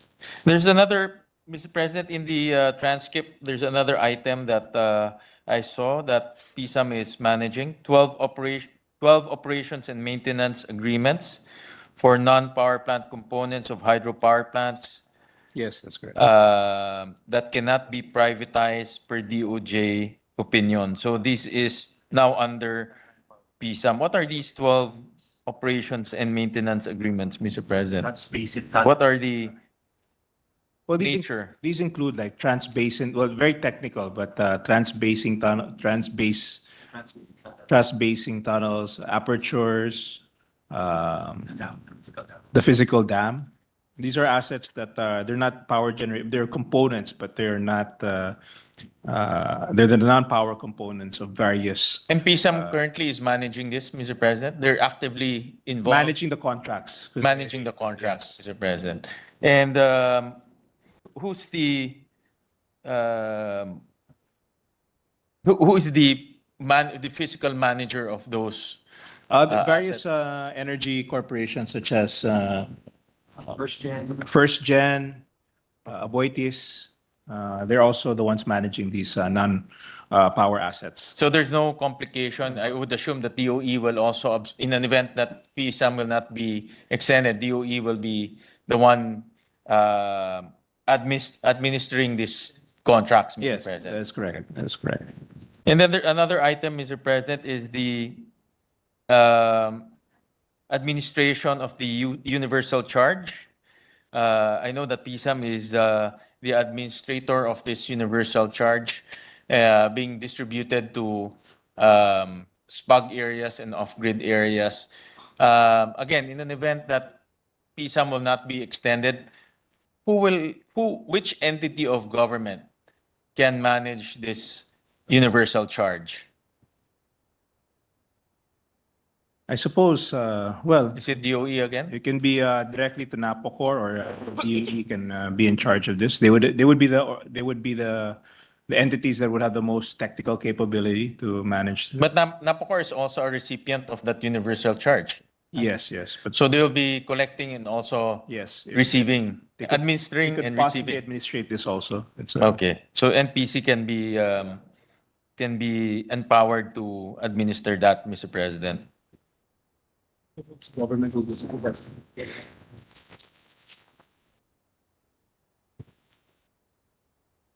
Mr. President, I'll jump to another question, which is the liabilities. In an event that earlier you mentioned that there are about 277 billion in terms of liabilities. In an event that there's a shortfall in paying off the liabilities, Mr. President, who will absorb the liabilities? the national government, Mr. President. will The absorb these. national government will absorb, Mr. President.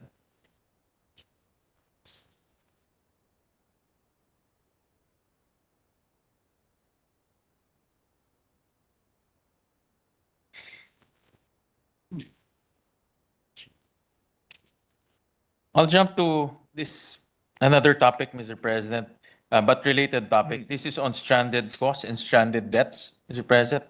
How much right now is stranded cost and stranded debt? The remaining stranded costs and stranded debts. It's remaining. Ito ba? Remittances?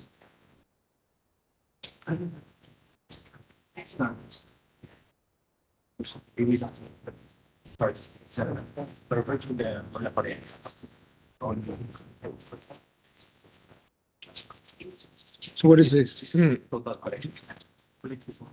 are collection. Collections. But if the question is how many remain, there can be no more new stranded governments because of the market.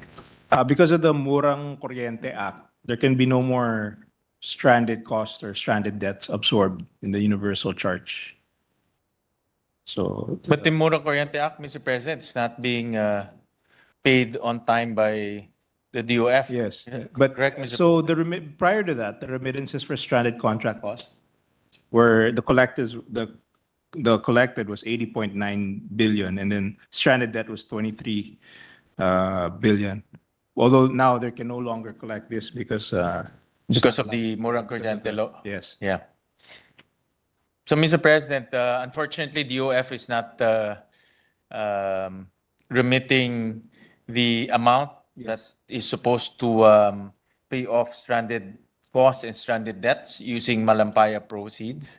And I don't know if the DOF will eventually reimburse. Actually, it has to be reimbursed because for now, it's PSAM absorbing the payment for stranded cost, stranded debt. In an Yes. event that I think it's every year they only allocate 8 billion, if I'm not mistaken. Yeah, I think With that, about 8 billion. Yeah. with that constant amount, how much will be the remaining stranded cost, stranded debt, Mr. President? Billion every year. Huh? 16 billion remaining, 8 billion a year over 20 years. So that would account to 8 billion a year over 20 years, so approximately 160 billion.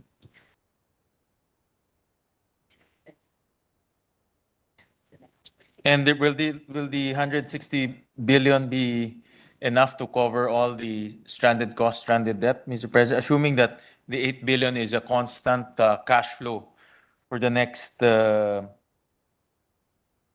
remaining years, Mr. President. That's the 177 billion, that's 160 plus one of the numbers here. Yeah.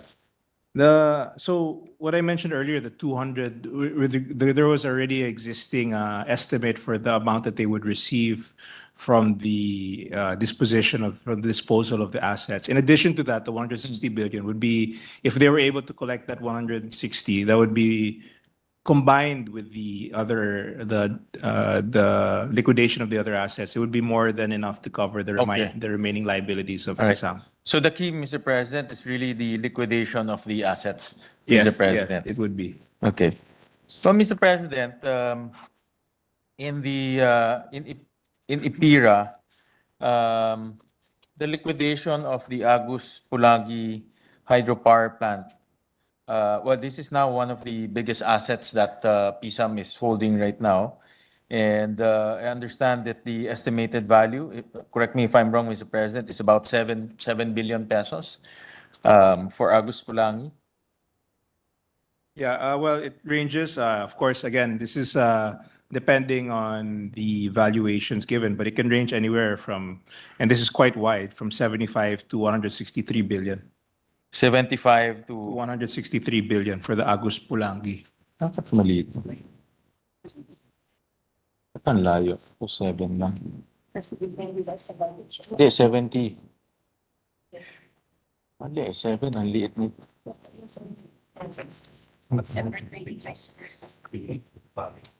And Mr. President, I know that that the Agus Pulangi now has an O&M arrangement. Is that correct, Mr. President? There's a operation and management contract for Agus Pulangi. O&M ba yan? O&M with NPC. Yes, currently has an O&M arrangement with NPC. Okay. And Mr. President, will this be?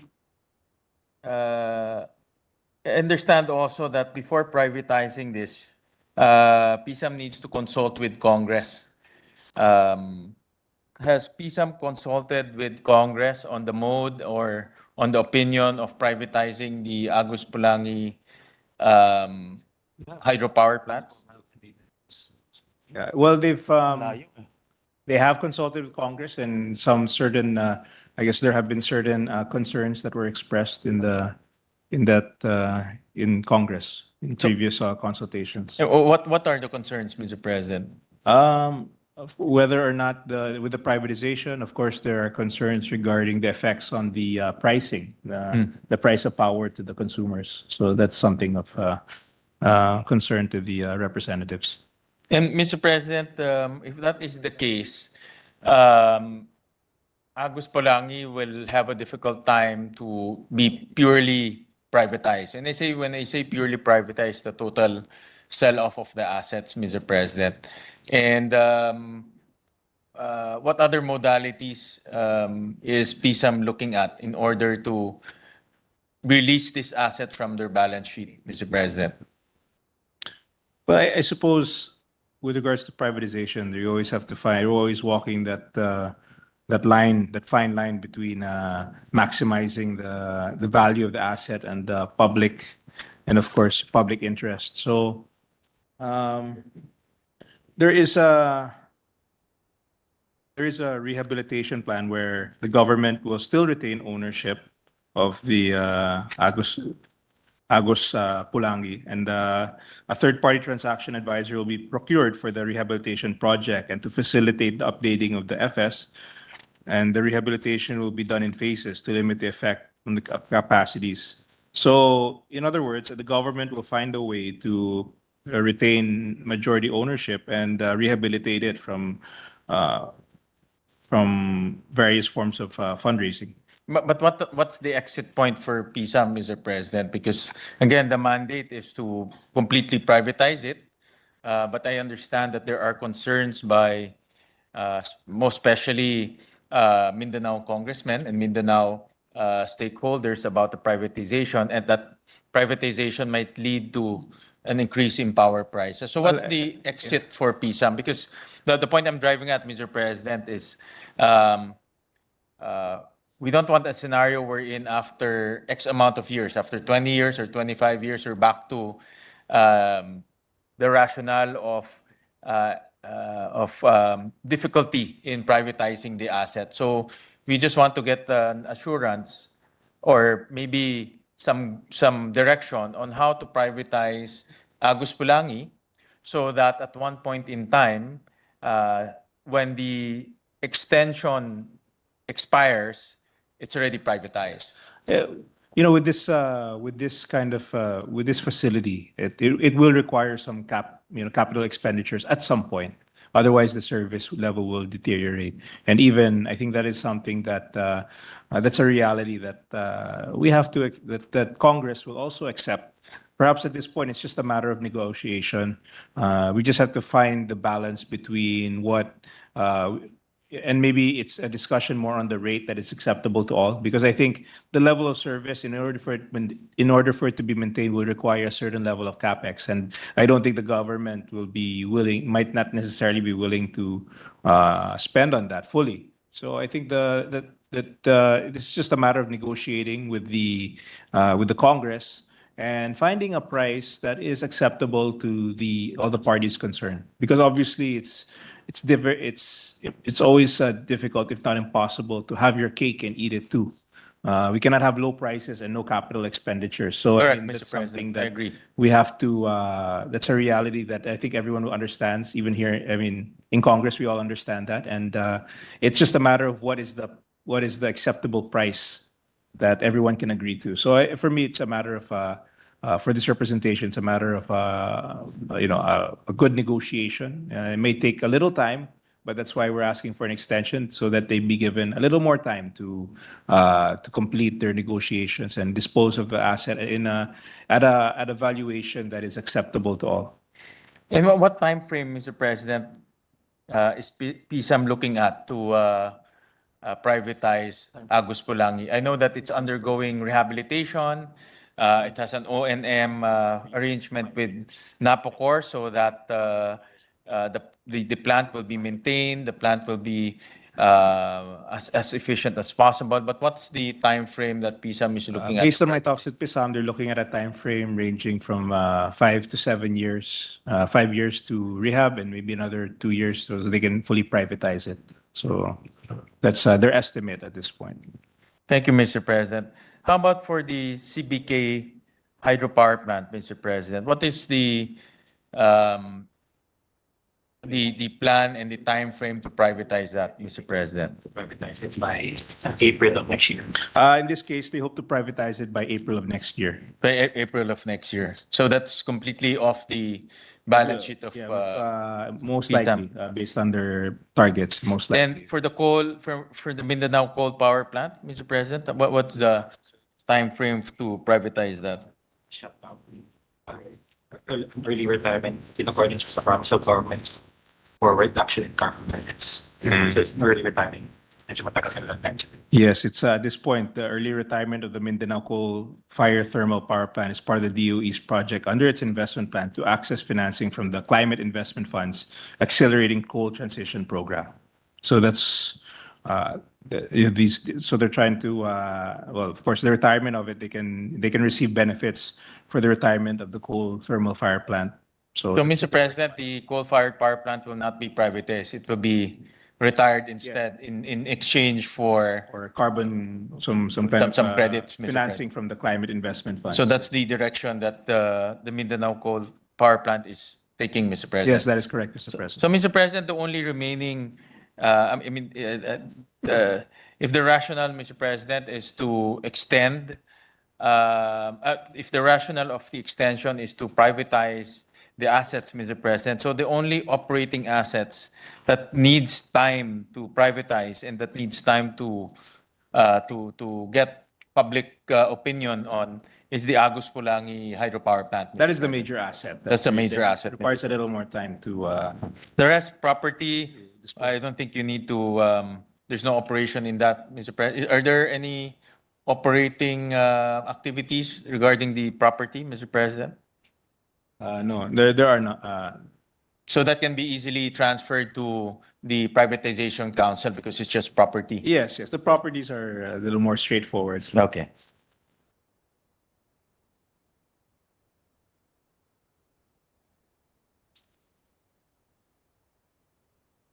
But, Mr. President, I have exhausted all of my questions, Mr. President, and thank you very much for your time in answering this representation's clarificatory question, Mr. President.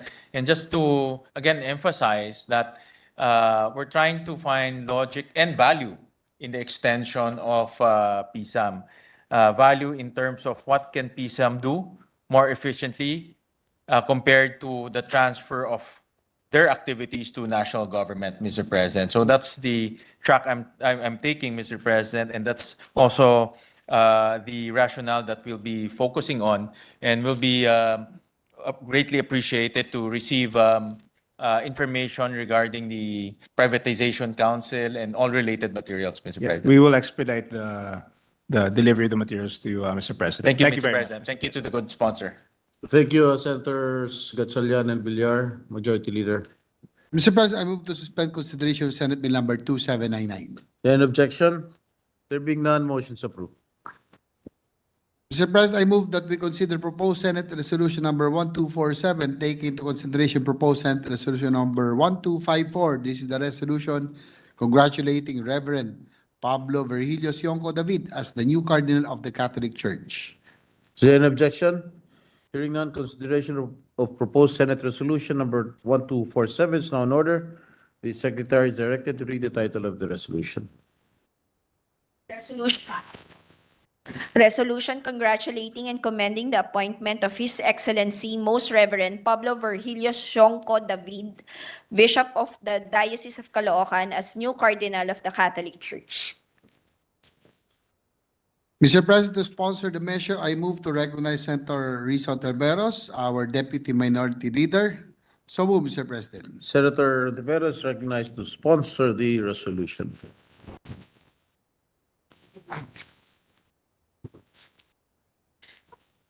Salamat po, Mr. President. Mr. President, distinguished colleagues, isang mapagpalang gabi. Kasabay ng ating paggunita sa ikalawang linggo sa panahon ng pagdating ng Panginoon, I join the Catholic faithful and other faith communities in witnessing and welcoming the kindness and favor that the Advent season brings to us. Nitong nagdaang buwan, naging saksi tayo bilang isang sambayanan sa pagtatalaga at paghihirang ng mga bagong obispo at tagapangasiwa ng Simbahang Katolika. Simula Marso nitong taon, buong kagalakan at puno ng pasasalamat na tinanggap, lalo na ng mga maliliit na pamayanan ng simbahan, ang pagtatalaga at paghihirang sa katungkulan ng mga bagong pastol at tagapangasiwa ng iba't ibang archdiocese at diocese sa bansa, kabilang sina Archbishop Rex Alarcon sa Archdiocese of Cáceres, Bishop June Sipalay sa Diocese of Alaminos, Bishop Louis Oquiano sa Diocese of Virac, Bishop Rafi Cruz sa Diocese of Baguio, Bishop Juni Maralit sa Diocese of San Pablo, Bishop Eugene Canete sa Diocese of Gumaca, Bishop Noli Bucco sa Diocese of Catarman, Bishop Eli Ayuban sa Diocese of Cubao, Bishop June Sescon sa Diocese of Balanga, Bishop June Andaya sa Diocese of Cabanatuan at si Bishop Ruben Labajo para sa bagong tatag na Diocese of Prosperidad sa Agusan. With a grateful heart, as part of the Catholic laity, I join our ecclesiastical communities in extending our congratulations and best wishes to our newly installed and designated Good Shepherds of the Holy Mother Church.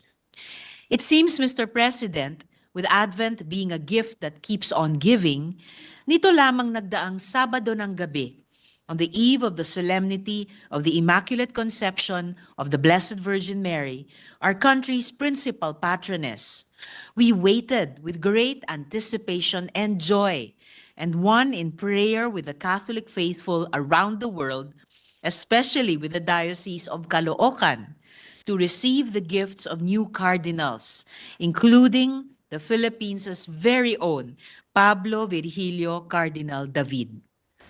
As an expression of the recognition of the honor, and more so of the responsibility bestowed on the office of the cardinal, it is a privilege to introduce Senate Resolution 1247, congratulating and commending the appointment and designation of Bishop, now Cardinal Ambo, of the Diocese of Caloocan.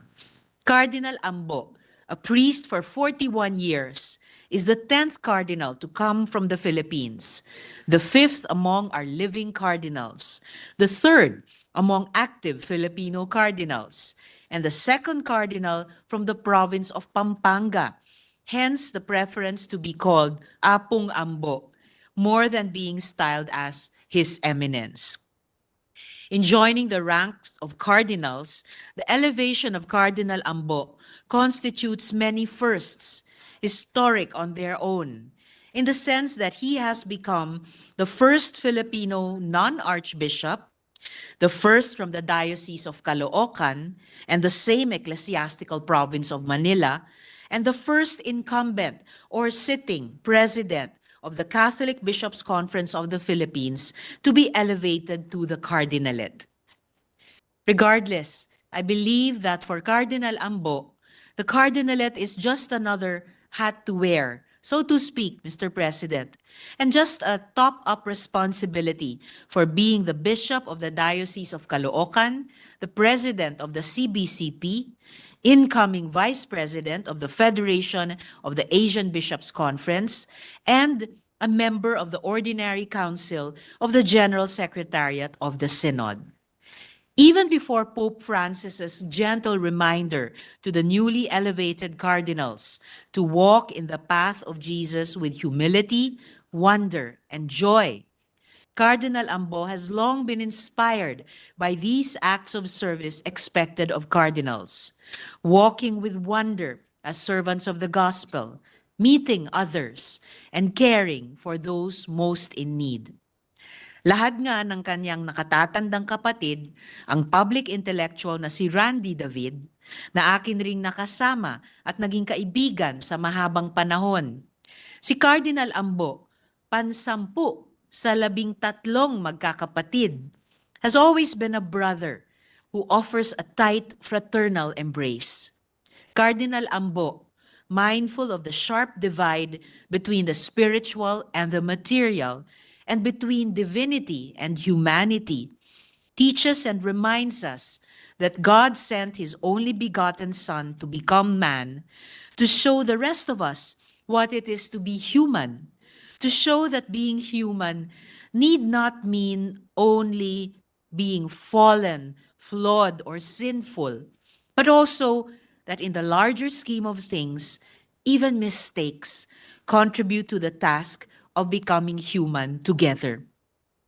Kaya hindi po nakapagtataka na sa kasagsagan ng infamous war on drugs sa bansa, sa panahong nagmistulang killing fields ang Kamanava at may banta sa kanyang seguridad at sariling buhay, naging matatag si Cardinal Ambo para sa kanyang maliit na pamayanan ng Simbahang Katolika sa Diocese ng Caloocan, relentlessly pleading to stop the killings.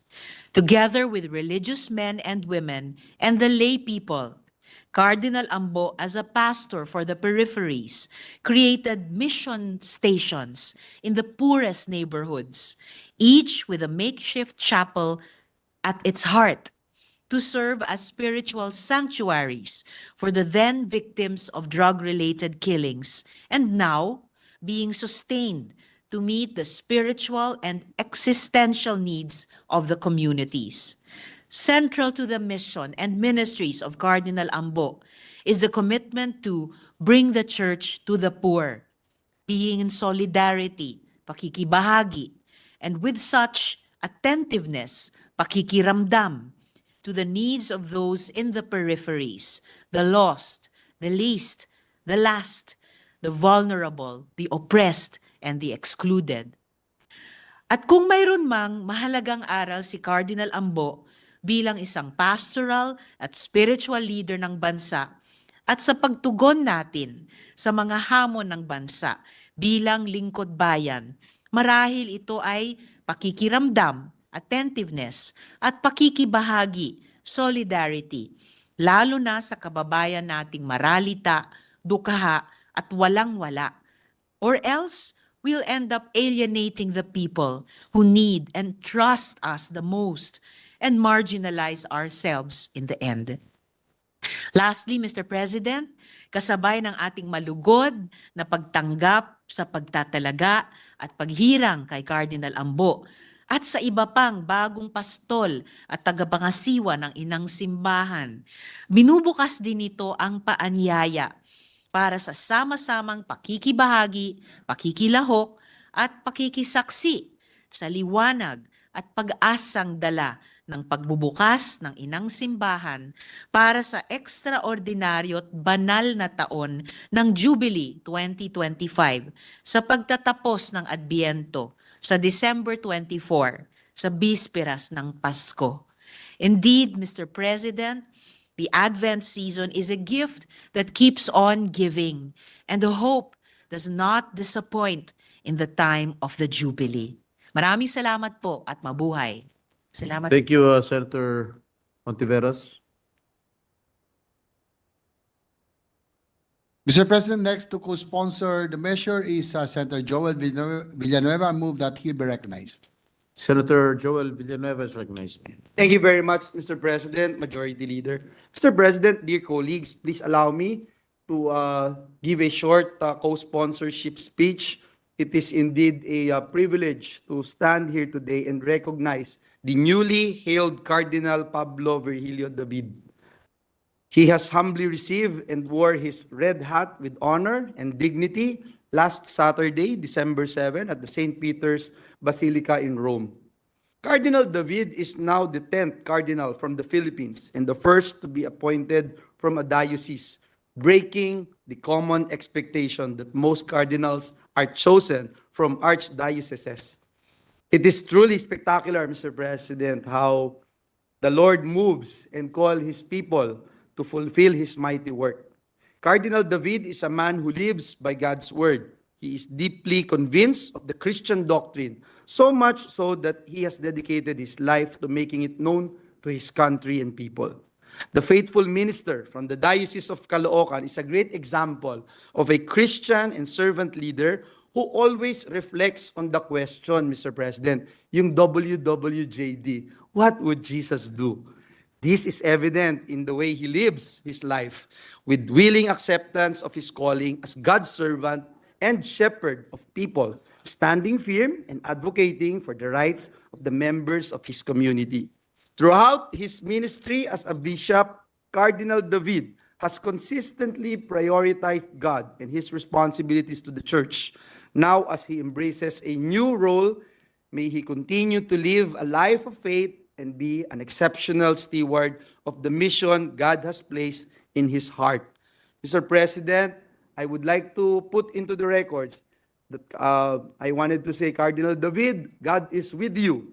And in the book of Numbers, chapter 6, verse 22 to 26, it says, may the Lord bless you and keep you. May the Lord make his face shine upon you and be gracious to you. May the Lord lift up his countenance upon you and give you peace.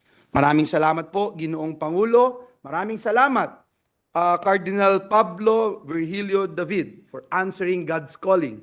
And we wish you well as you serve the Lord. And may God bless us all. Thank you, Mr. President. Thank you, Senator Joel. Majority Leader. Mr. President, Senator Lauren Legarda and Senator Lito Lapid would like their co-sponsorship speeches be inserted in the record. Together with this representation, Mr. Majority Leader. Mr. President, no member wishes to interpret or propose amendments to the measure. I move that we adopt proposed Senate Resolution number 1247, taking into consideration proposed Senate Resolution number 1254, subject to style. So move, Mr. President. Any objection? Being none, proposed Senate Resolution number 1247, taking into consideration proposed Senate Resolution 1254, subject to style, is hereby adopted. Mr. President, I move that we resume consideration of Senate Bill number 2799 under Committee Report number 307. This is the bill creating the Metro Bataan Development Authority Act. So move, Mr. President. Is there an objection? There being none, assumption of consideration of the said bill under the aforementioned committee report is now in order. Mr. President, the parliamentary status of the measure is that we are in the period of interpellation, but there are no members who are willing, who wishes to interpellate. So I move to close the period of interpellation. Is there an objection? There being none, motion is approved. Mr. President, I move to suspend consideration of Senate Bill number 2799. Any objection? There being none, motion is approved. Minute suspension, Mr. President. Session suspended.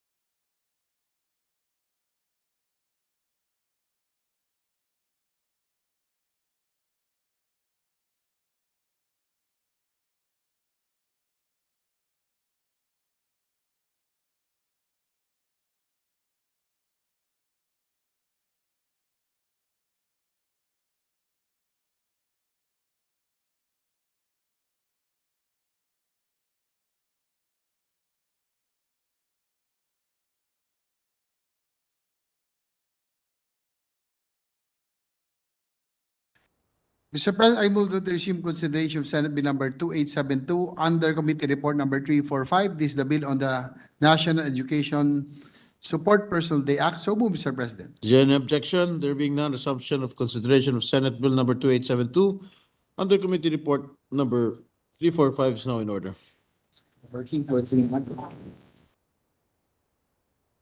Having sponsored the measure, I move to open the period of interpretation. Recognize the sponsor, Senator Win Gatchalian. Who is going to interpolate? Senator Gatchalian? Mr. President, no one registered to interpolate, Mr. President. Mr. President, there being no other member wish to interpret, I move to close the period of interpretation. Is there an objection? There being none, the motion is approved.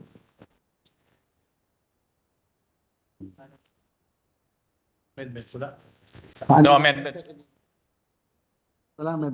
No individual amendments, Mr. President. With no committee or individual amendment, I move to approve on second reading Senate Bill number 2872. So move, Mr. President. Is there an objection? There being none, Senate Bill number 2872 is hereby approved on second reading. Thank you, Mr. President. I move that we suspend consideration of Senate Bill number 2872. An objection? There being none, motion is approved. Minute suspension, Mr. President. Session suspended.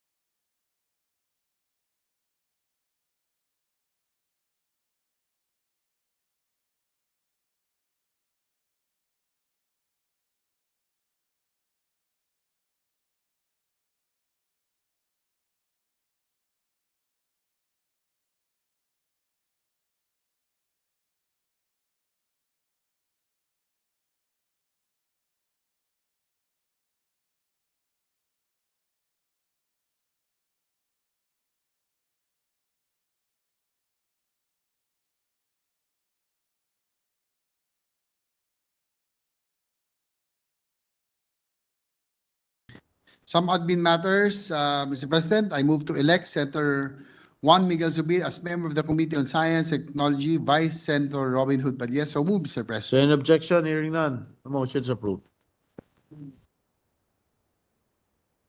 Mr. President, pursuant to Section 18 of the Rules of the Senate and upon instruction of Senator Alan Peter Cayetano as Chairperson of the Committee on Science and Technology, I manifest the creation of a subcommittee to deliberate on the following bills on the expanded Philippine Science High School System Act.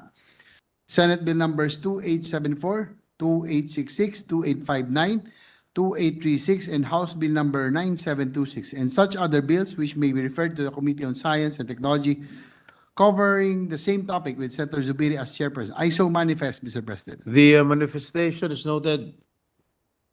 Mr. President, the Senate President would like to insert his co-sponsorship speech for Senate Bill number 2898, the bill liberalizing the lease of lands by foreign investors. The co-sponsorship speech of the Senate President is hereby inserted into the records. Likewise, Senator Lauren Legarda would like to insert into the records her co-sponsorship speech for Senate Bill number 2897, the bill amending the Safe Spaces Act. The co-sponsorship speech of Senator Legarda and the aforementioned bill is hereby inserted into the records. Minute suspension, Mr. President. Session suspended.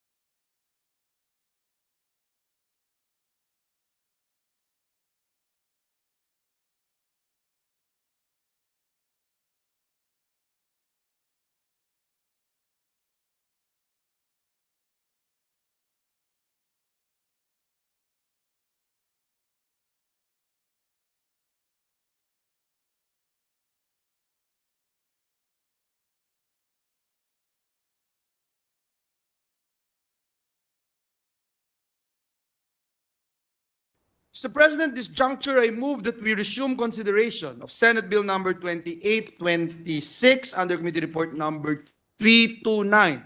This is the bill enhancing the fiscal regime for the metallic mining industry. So move, Mr. President. Is there any objection? Hearing none, the motion is carried. Thank you very much, Mr. President. I now move to resume the period of interpellations and debate and recognize the distinguished sponsor of the measure, the gentleman from San Juan, Senator Joseph Victor J.V. Ejercito, our Deputy Majority Leader, and to interpellate the gentleman from Davao and Bohol, no other than Senator Ronald Bato de la Rosa. We recognize the sponsor, Senator J.V. Ejercito, and to interpolate, Senator Bato de la Rosa. Yes, Mr. President, we're ready to answer the queries of our distinguished gentleman from Davao. Thank you, Mr. President, Majority Leader, and good sponsor. Mr. President, my first question is, for the record, can the good sponsor spread into the record the objectives of the proposed bill? Well, the objectives of the proposed bill is to fix the fiscal regime, improve the revenues that can be derived from the mining sector, Your Honor, Mr. President, so that we can maximize whatever we can in the mining sector, Your Honor, Mr. President. Thank you, Mr. President. Good sponsor. The sponsorship speech of the good sponsor mentioned that there is a need to correct the current mining tax regime that is fraught of complications. May we know that what these complications are and how can this be addressed by the proposed measure?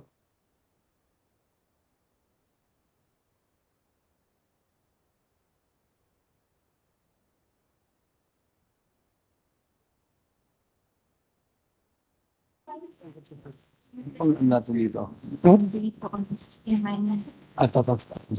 Rationale.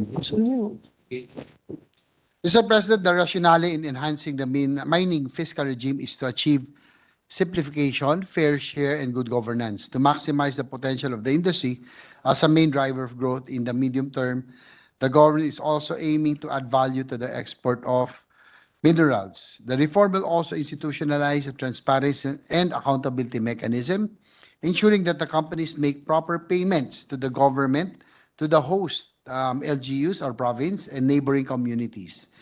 The mechanism will also help ensure that there are no revenue leakages. Thank you, Mr. President. Good sponsor. May we know what is the current Philippines GDP from mining? Yung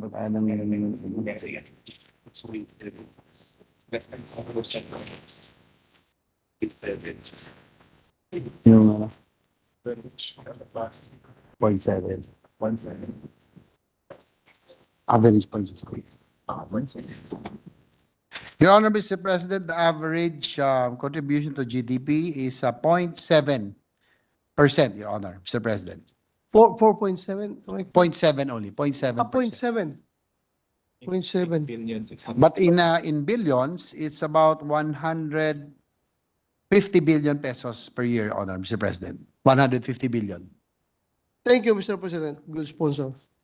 So, what is the projected GDP from mining after the passage of the proposed measure? Are there local and foreign investors who intended to infuse capital in our country once this bill becomes a law? Mayroon pa ba talagang untapped investors or capital for mining?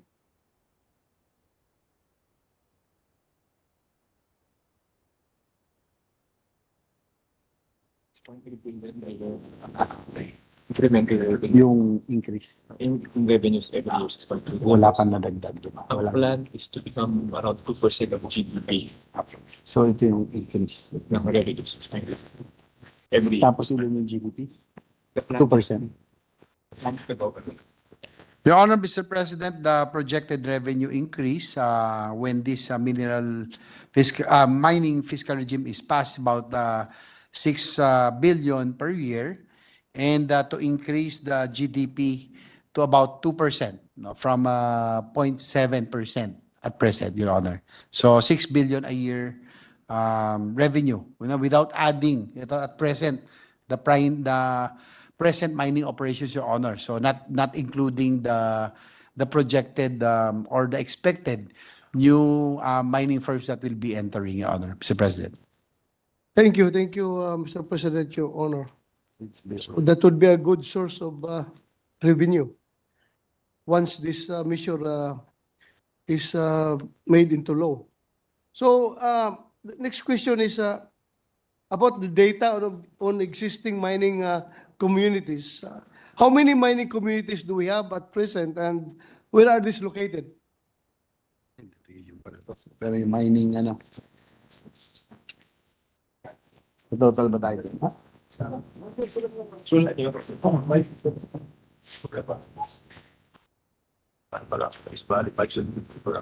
Ang mining.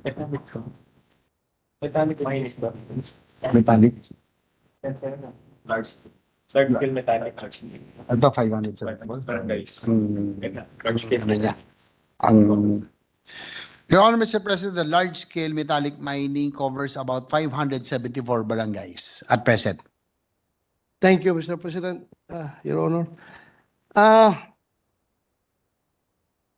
Recently, there have been massive flooding and landslides in the country, which was attributed to mining activities. The most recent being the flooding in Rizal during the height of Typhoon Inteng. May we know which among the areas within mining communities have been identified by the Office of Civil Defense as flood prone? Based on the flooding incidents that were reported during the recent Typhoon Enteng, and imposed on the geohazard map showing active mining production sharing agreement or MPSAs as well, only one flooding incident was recorded, Mr. President, near an active MPSA, which is Bagumbayan, Teresa, in Rizal. However, there is no flooding incident within the mining area.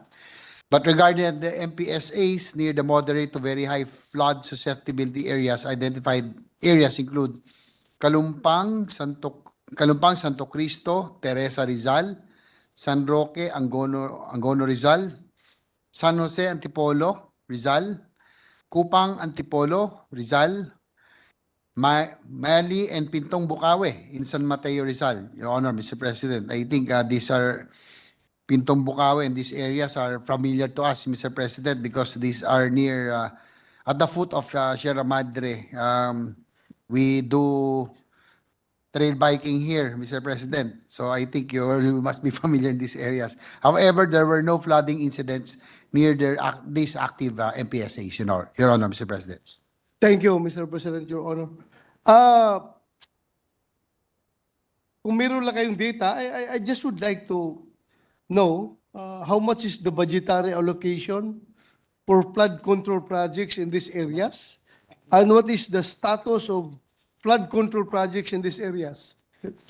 Your Honor, Mr. President, unfortunately, we do not have a data of the budget allocation for flood control projects because these are taken care of by DPWH, the favorite topic of my very good friend, Senator Joel Villanueva, wherein 300 billion total budget for flood control. So probably in this area, it's the DPWH, that would take care of the flood control, Your Honor, Mr. President. So it's not under the MGB or DNR, Your Honor. Thank you, Mr. President, Your Honor. Kaya ko ito natanong kasi, Mr. President, importante na malaman natin itong data na ito dahil makakatulong ito sa ating mga policymakers to weigh in the benefits of our country of the mining industry in general. Gusto natin malaman kung gagamitan ba natin ang cost-benefit analysis itong industry na ito. Mas malaki ba talaga ang benefit ng ating bansa sa pag-promote ng mining industry? Bukod pa po ito sa benefit na binanggit ni Senator Cynthia Villar noong nakaraan na isa sa positive effect ng mining operations ay pagkatapos ng extraction activities, the land may be viable for planting and or agriculture as compared when it was full of metallic minerals. Kaya Mr. President, tatanong ko, baka mamaya mas malaki pang ginagastos natin sa flood control kaysa income na nadiderive natin from mining operations. So kung sakaling lalabas sa per hour cost benefit analysis na mas kukunti lang kinita natin sa mining, mas malaki ang gastos natin sa flood control na dulot nitong mining operations, baka mas maganda pa siguro na huwag na tayo mag-mining para wala tayong flood control na projects na gagawin. That's my very basic na pagtingin sa sitwasyon, Mr. President, Your Honor. Your Honor, Mr. President, of course, like you, I'm also a nature lover, no? We do trails because we enjoy the nature. But this measure, no, will be focusing on the fiscal regime, the revenues that will be collected, since since mining is already there. At least we can maximize whatever we can at present in the mining operations, no, and also it's a fact that the Philippines is endowed with substantial mineral resources, positioning it as a significant player in the global mining landscape. The country boasts of the world's third largest nickel reserves at 31.4 metric tons, producing a substantial 400,000 tons in 2023 alone. We are also the 12th largest copper reserves at 39.7 metric tons, the fifth globally largest globally in cobalt reserves with 260,000 tons. And the Philippines is also a notable producer of gold, possessing 164.77 tons of gold resources and securing a place among the world's top 20 gold producers. So we still have a lot of potential because of our vast mineral reserves. We are very mineral wealthy. So that's it. And according to our data which I read recently in their mining areas in Rizal, there was only one incident lang. Only one incident of flooding, Your Honor, Mr. President. Thank you, Mr. President, good sponsor. Dito naman tayo sa mga, I don't know kung naitanong na ito ng mga previous interpellators about the health-related concerns. What diseases and the health-related effects have been identified in relation to mining? I don't know kung meron kayong taga-DOH na kasama dyan, ha, pero I don't know kung may record ang MGB nito. Respiratory. Your Honor, Mr. President, common illnesses reported due to mining operations are upper respiratory tract infections due to dust exposure and musculoskeletal due to heavy lifting and continuous driving for surface miners. Occupational diseases such as pneumoconiosis, a lung disease caused by excessive dust inhalation, lacerations, cuts, and crashes, asbestos, mesothelioma, severe fibrosis, silicosis, fatal lung disease, skin diseases, emphysema, chronic obstructive lung diseases, and hearing loss. So these are the, according to data, the diseases that are commonly identified to mining, Your Honor, Mr. President. Yeah, thank you, Mr. President. With that, ganong klase mga sakit, meron bang budgetary allocation for occupational safety and health in the mining industry? Kung meron, how much? Nakalaan para dyan? May check-up din. Yes, sir. Ang company nag-assume.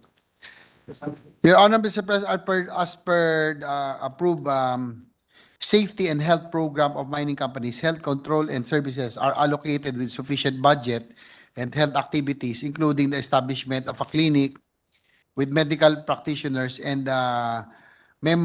memorandum of agreement with the nearby hospitals, and likewise they conduct a regular checkup every kailan? Annual or in checkups na? Annual. They conduct annual checkups for the mining workers, Your Honor, Mr. President.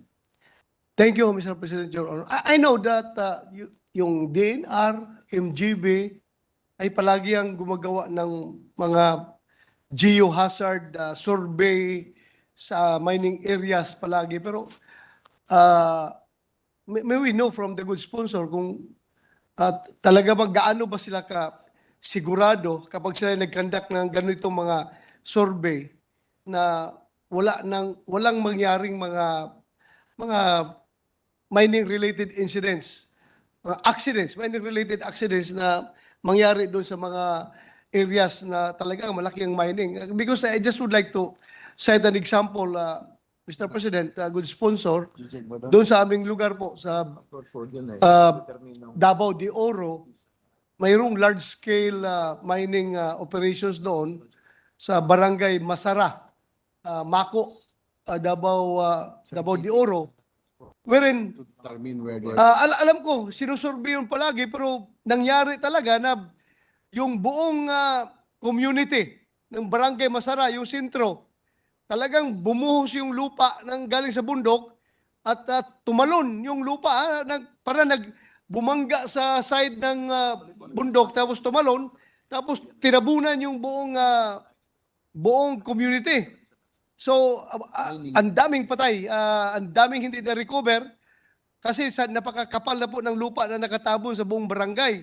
So, I don't know how effective, how efficient yung ating ginagawa ng mga geohazard survey sa mga lugar na ito. Dahil alam ko kung nakita ng DNR o ng MGB na talagang talagang bibigay anytime itong lugar na ito, sana na advise na yung isang village doon, isang barangay, na umalis na kayo dyan dahil pag magkakaroon ng malakas na ulan, siguradong bababa yung lupa dyan at talagang matatabunan kayo.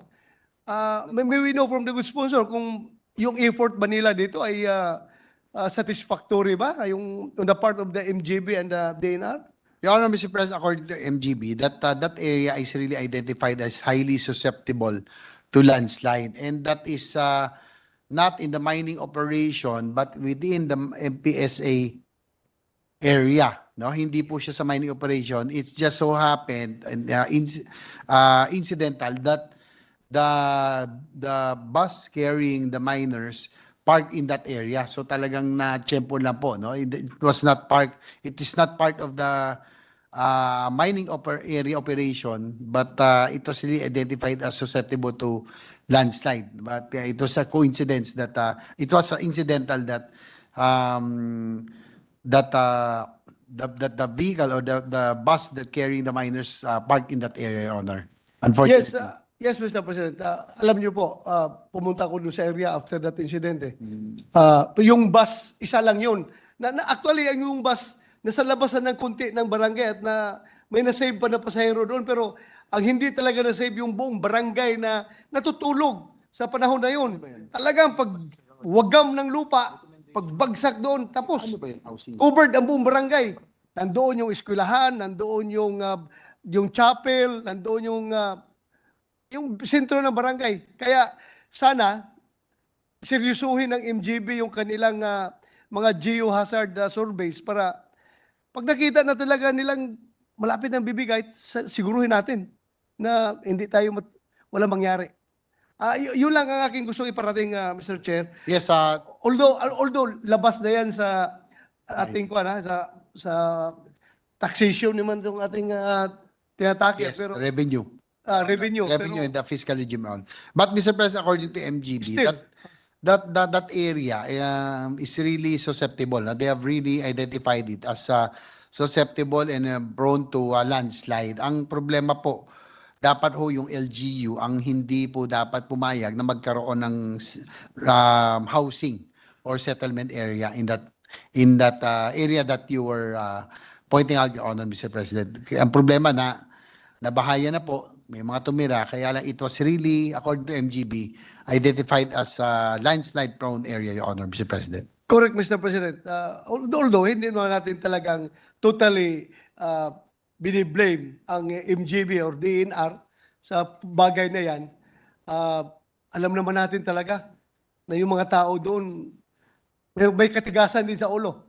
talagang kahit na sinabihan na hazardous area, bakit the area, yung mga LGU na mismo nag-advise, ayaw pa rin umalis. Kaya siguro talagang whole of community approach ang gagawin pagdating sa ganyang sitwasyon.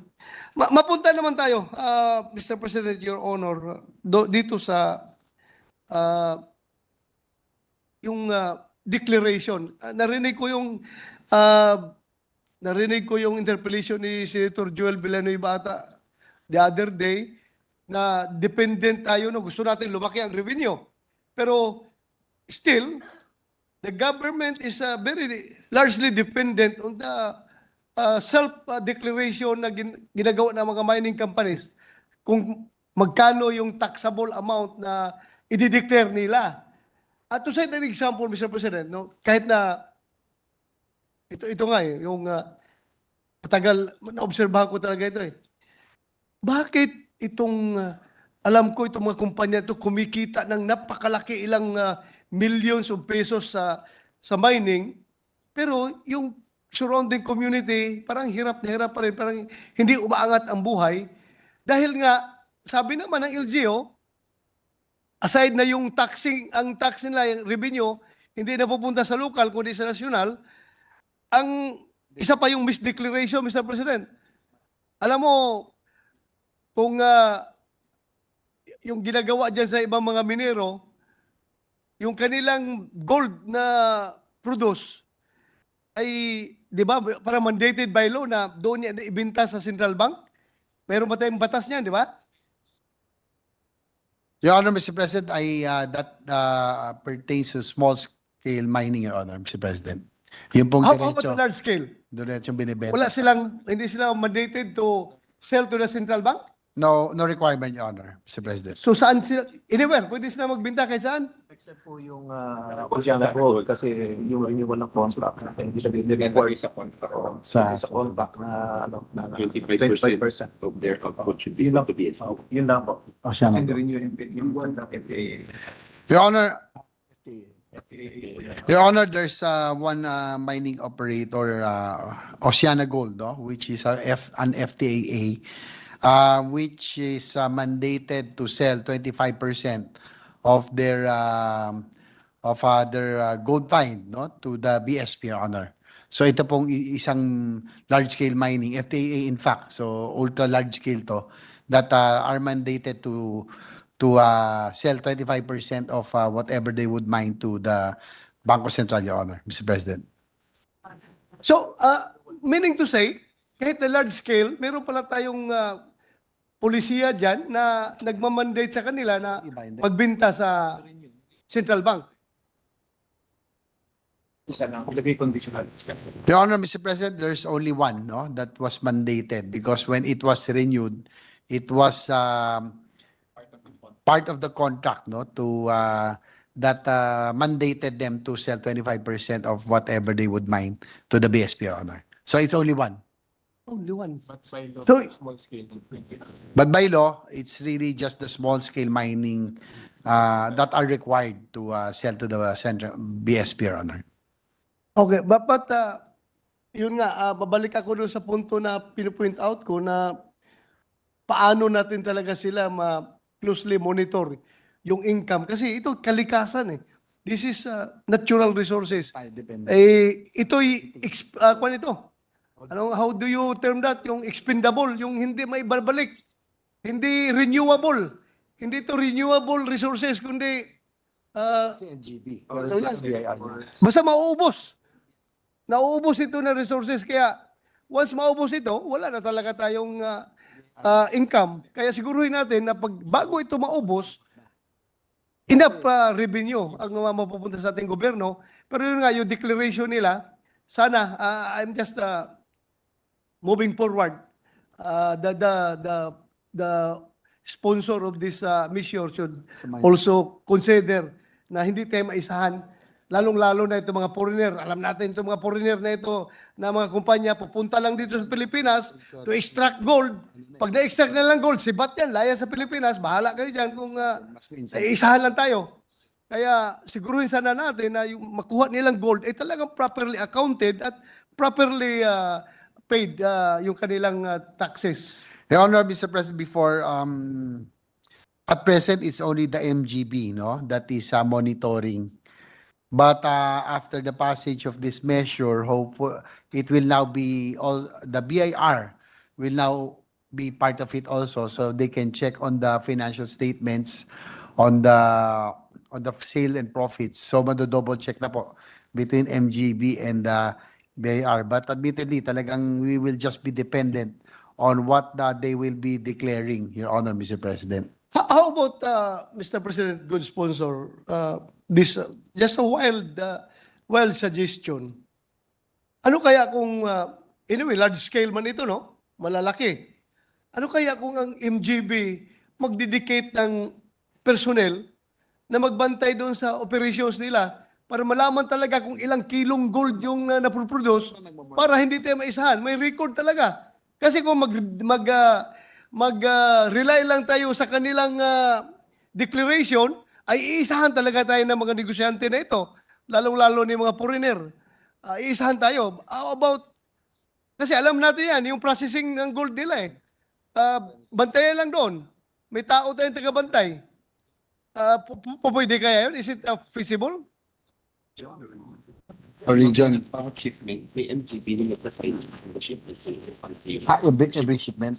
Every shipment meron. Your Honor, Mr. President, according to our resource persons, that every shipment that is shipped out has to be signed by an MGB personnel, Your Honor, Mr. President. Isa lang ba? Ilan ilang personnel? Amin, ilan? Isa lang ang nagbabantay? Kada shipment, sir. Kada shipment. Ilan nga? Ilan nagbabantay? Ilan ang nag-validate? Dalawa, sir. Dalawa. MGB pareho? Your Honor, Mr. President, according to them, that there are 2 MGB personnel that validates and signs each shipment, Your Honor, Mr. President. Pero, Mr. President, good sponsor, atin-atin lang. Bilang Pilipino, siguro, honestly speaking, no, yung dalawang tao niyan, malulusutan pa rin, di ba? Your Honor, Mr. President, Baka marinig tayo, atin-atin lang. wala naman nakakarinig, tayo lang eh. O malulusutan pa rin, di ba? Ako, mukhang malulusutan pa rin. Kayang-kaya. Well, according to them, that it is well documented and there's a receipt. But you know, Your Honor, Mr. President, I know what you are talking about. It happens in most government agencies, Your Honor, Mr. President. Hindi lang siguro dito sa mining industry sa MGB, no? Maraming maraming palusot dito sa bansang na ito, no? If there are if we think that there are safety nets or measures that we can do so that we can improve the monitoring and the auditing of these materials that are being shipped, then probably we can take some amendments or recommendations, Your Honor. Talagang dito lang, kahit shipment na papasok, minsan may tinatawag na, may pinapainom yata minsan. Correct. Yung mga trader na pampabulag o pampalabo na matay, Your Honor, Mr. President.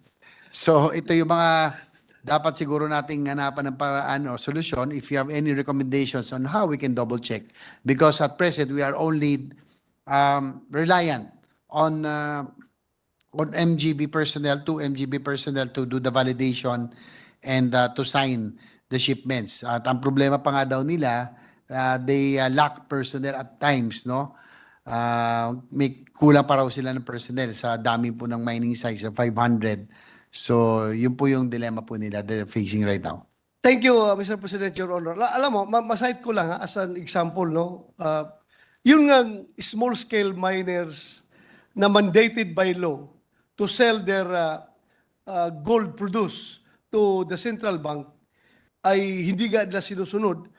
Alam ko, bulag palagi ang ating gobyerno pagdating sa taxation dito dahil yung small-scale miners, you know, they're claiming to be small-scale miners but actually they are large-scale mining operations using the small-scale mining law. Ginagamit nila para hindi sila pakialaman sa ang treatment sa kanila ay small scale miners. Pero actually, large scale mining operations ginagawa nila at kilo-kilo ang gold na produce nila. And instead of selling their gold to central bank para properly accounted yung ating natural resources, ay talagang in-smuggled out nila ito sa Hong Kong, sa Singapore. Talagang nilalabas na yung gold nito at pag lumabas ito sa bansa, wala na. Hindi na natin accounted ito.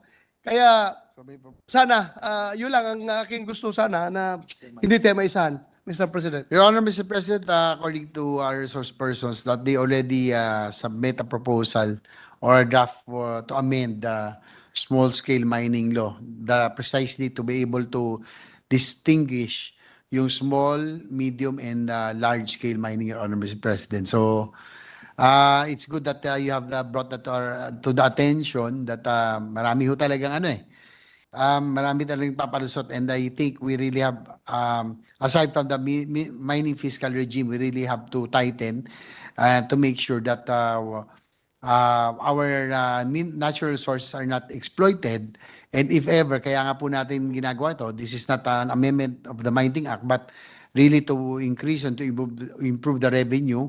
Kasi ako rin po, personally, I'm not really keen on mining kasi pareho tayong nature lover, pareho tayong nagtitrail kasi we love nature. But we're hoping that at least we can get we can maximize, no? And we can get the best value per shipment of the minerals that is being extracted. That's why also, Your Honor, Mr. President,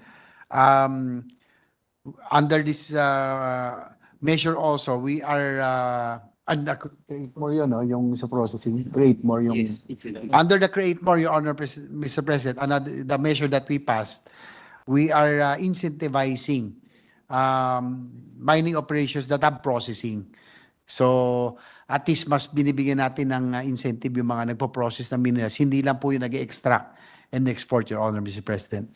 Thank you, Mr. President, Your Honor. Alam mo po, Mr. President, Your Honor, nalaman ko itong mga diskarte na ito na mga mining, either small scale or large scale. Nung former President Joseph Estrada, ang presidente natin, when he declared moratorium on mining operations doon sa Mount Diwalwal, ako yung pinadala niya doon na mag-control sa operations, mag-implement ng moratorium. During the time of President Estrada, I was then police major and I was the battalion commander of the Regional Special Action Force. At doon ko nalaman na ganun talaga. Kasi pag nalasing na yung mga miners, doon na, lumalabas na yung kwentuhan. Paano nila nalulusutan ng gobyerno? Paano nila naisahan ng gobyerno? Magyayabang yan pag nalasing na. Kaya sana we have to learn from these people para hindi tayo maisahan. And yun lang po ang tanong ko, Mr. President, Your Honor, and I would like to thank our good sponsor for answering our questions today and for enriching the record of this august body. In closing, I would like to reiterate my concern on the environmental impact of mining activities, which should be treated with the utmost importance and priority. More than anything, Mr. President, it is the humble opinion of this representation that the welfare of our kababayans and the corresponding impact in the environment outweighs whatever financial incentive that the country will benefit from the mining industry. Thank you, Mr. President, and good sponsor. Thank you. Thank you, Your Honor, Mr. President. At least we learned a lot from you also in your experience, no? In fact, our country really has a lot of gold reserves. Just to give an information, ito pong small-scale mining, unfortunately, they are exempted from tax. They are given this incentive so that they are forced to sell the gold to the Bangko Sentral, Your Honor, Mr. President. But it's sad to know that marami pong nagpapanggap na small-scale miner, but as you mentioned, they are not small in operations, Your Honor. So I guess we really have to look into this also on another measure, Honor, Mr. President. Thank you for your interpellation, Your Honor. Thank you. Interpellation, Your Honor, Mr. Thank President. you to the good sponsor, Senator J.V. Hercito, and to the interpellator, Senator Bato de la Rosa. Don't worry, atin-atin lang po to. Konti lang nakarinig So, at konti lang nakapanood, nakarinig Mr. po President. ito. Mr. President, at this juncture, I move that we suspend consideration of Senate Bill number 2826. I so move, Mr. President. Is there any objection? Hearing none, the motion is approved.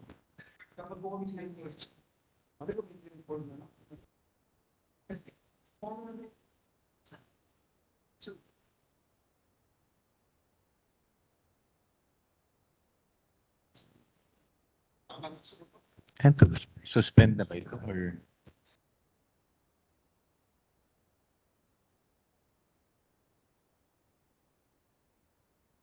Committee report daw ng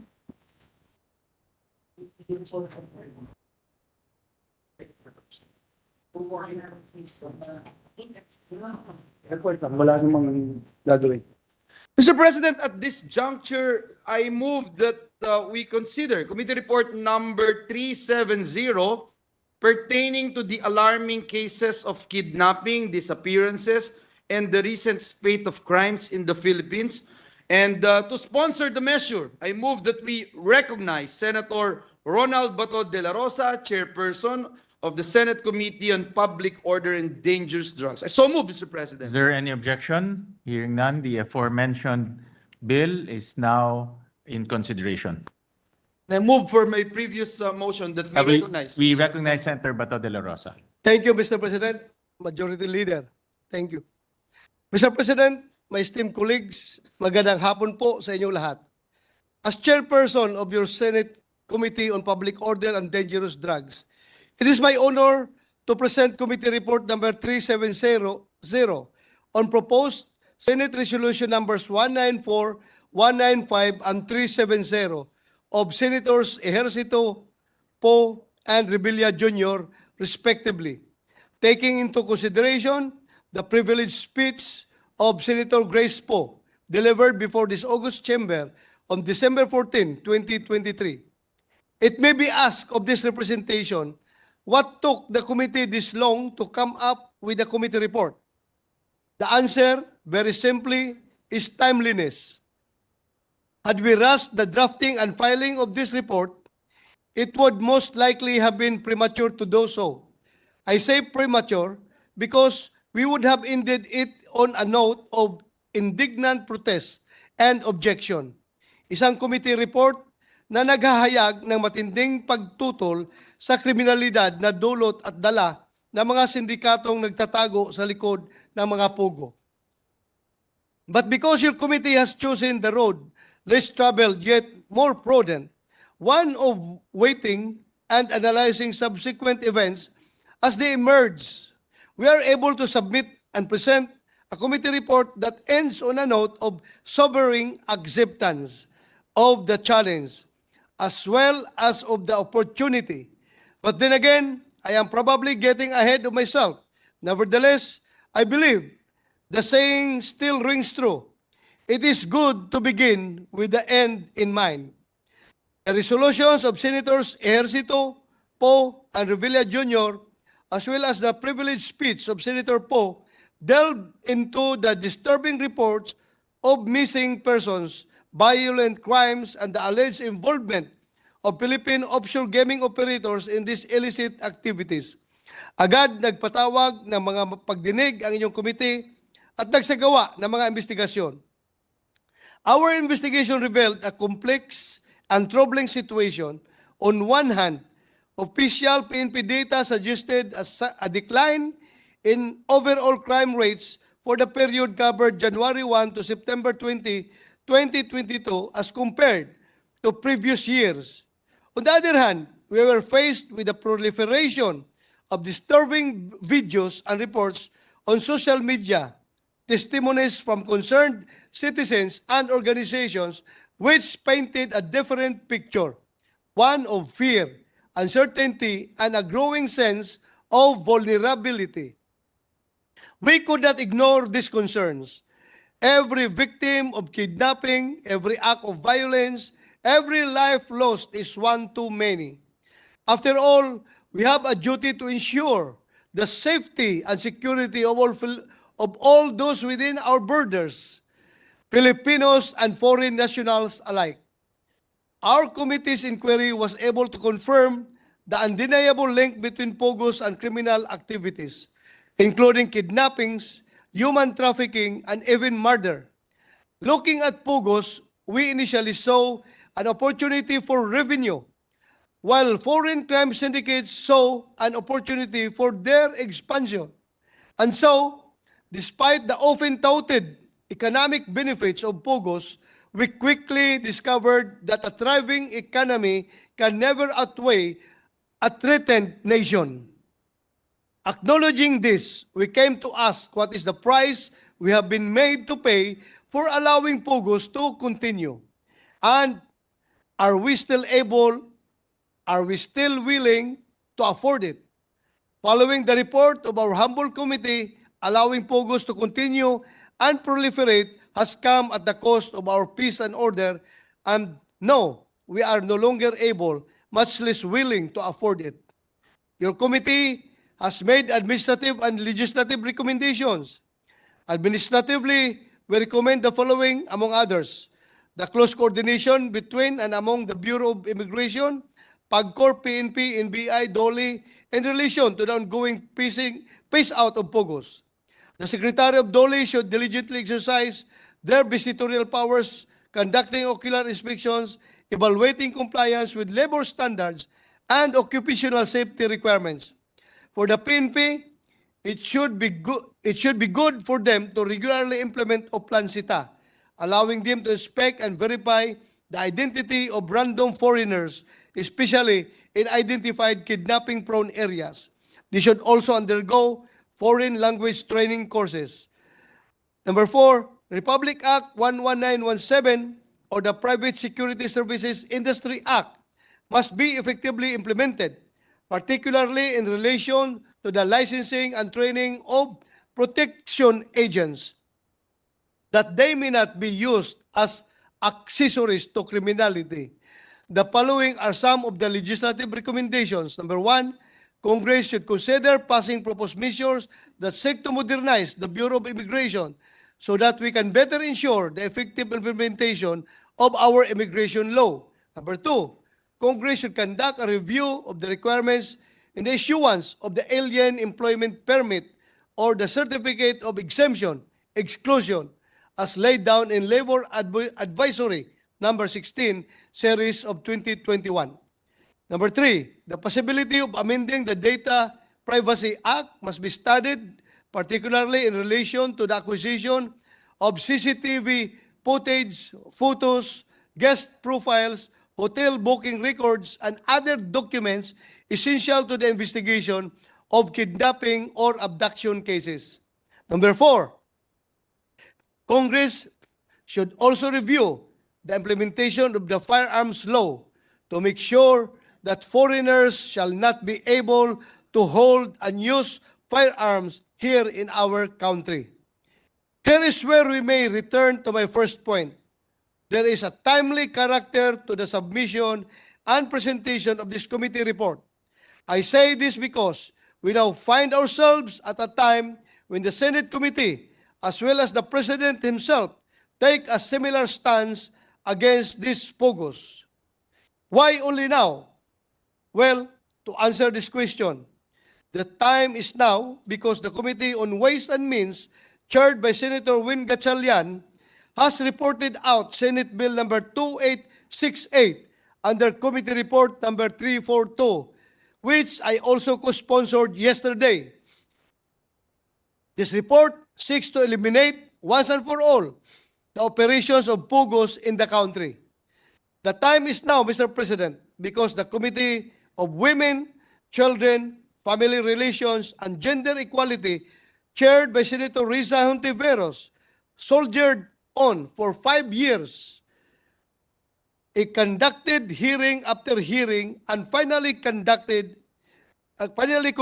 with a last hearing on November 26 of this year, bringing to our awareness the many sinister ways by which POGOs had been used for the selfish interest of criminal minds. And of course, the time is now, Mr. President, because the President of the Philippines himself has called for the total ban on POGOs, first as part of the State of the Nation address delivered last July 22, 2024, and second, through the issuance of Executive Order Number 74. For years, we have allowed foreign gambling on our shores, and in doing so, we too gamble that doing so would be worth the risk, that it would result in more revenue, in employment, and more benefits for our economy, that it would be good for us ultimately. But while we clung to the chances that we were right, Mr. President, we were gradually made to confront the sad truth that the cards were dealt incorrectly, and that in the end we can never gamble away that which we are not willing to lose: revenue for the price of peace, economy at the expense of dignity. We refuse to allow this unfair exchange to continue. Your Committee on Public Order and Dangerous Drugs firmly stands for this nation. The Philippines is not and shall never be a safe haven for criminals, regardless of their nationality or affiliation. We ought to restore public trust, strengthen our law enforcement capabilities, and uphold the rule of law. In the end, our safest, surest bet is still on the side of our people. That in itself is already a win. Daghang salamat, Mr. President, at magandang gabi sa ating lahat. Thank you. Thank you for the privilege speech, for the sponsorship speech. I like the word win. Ang narinig ko kanina. Not My just favorite win, word. Mr. President, win-win. Yan ang ano. And Mr. President, to allow our colleagues to study further the committee report given to us by our dear colleague, may I move that we suspend consideration of committee report number 370. I so move, Mr. Is President. there any objection? Hearing none, the aforementioned bill is hereby suspended. Thank you very much, Mr. President. At this juncture, I move that we adjourn the session until 3 o'clock in the afternoon of Wednesday, December 11, 2024. So move, Mr. President. Is there any objection? Hearing none, the session is adjourned until 3 o'clock in the afternoon of Wednesday, December 11, 2024.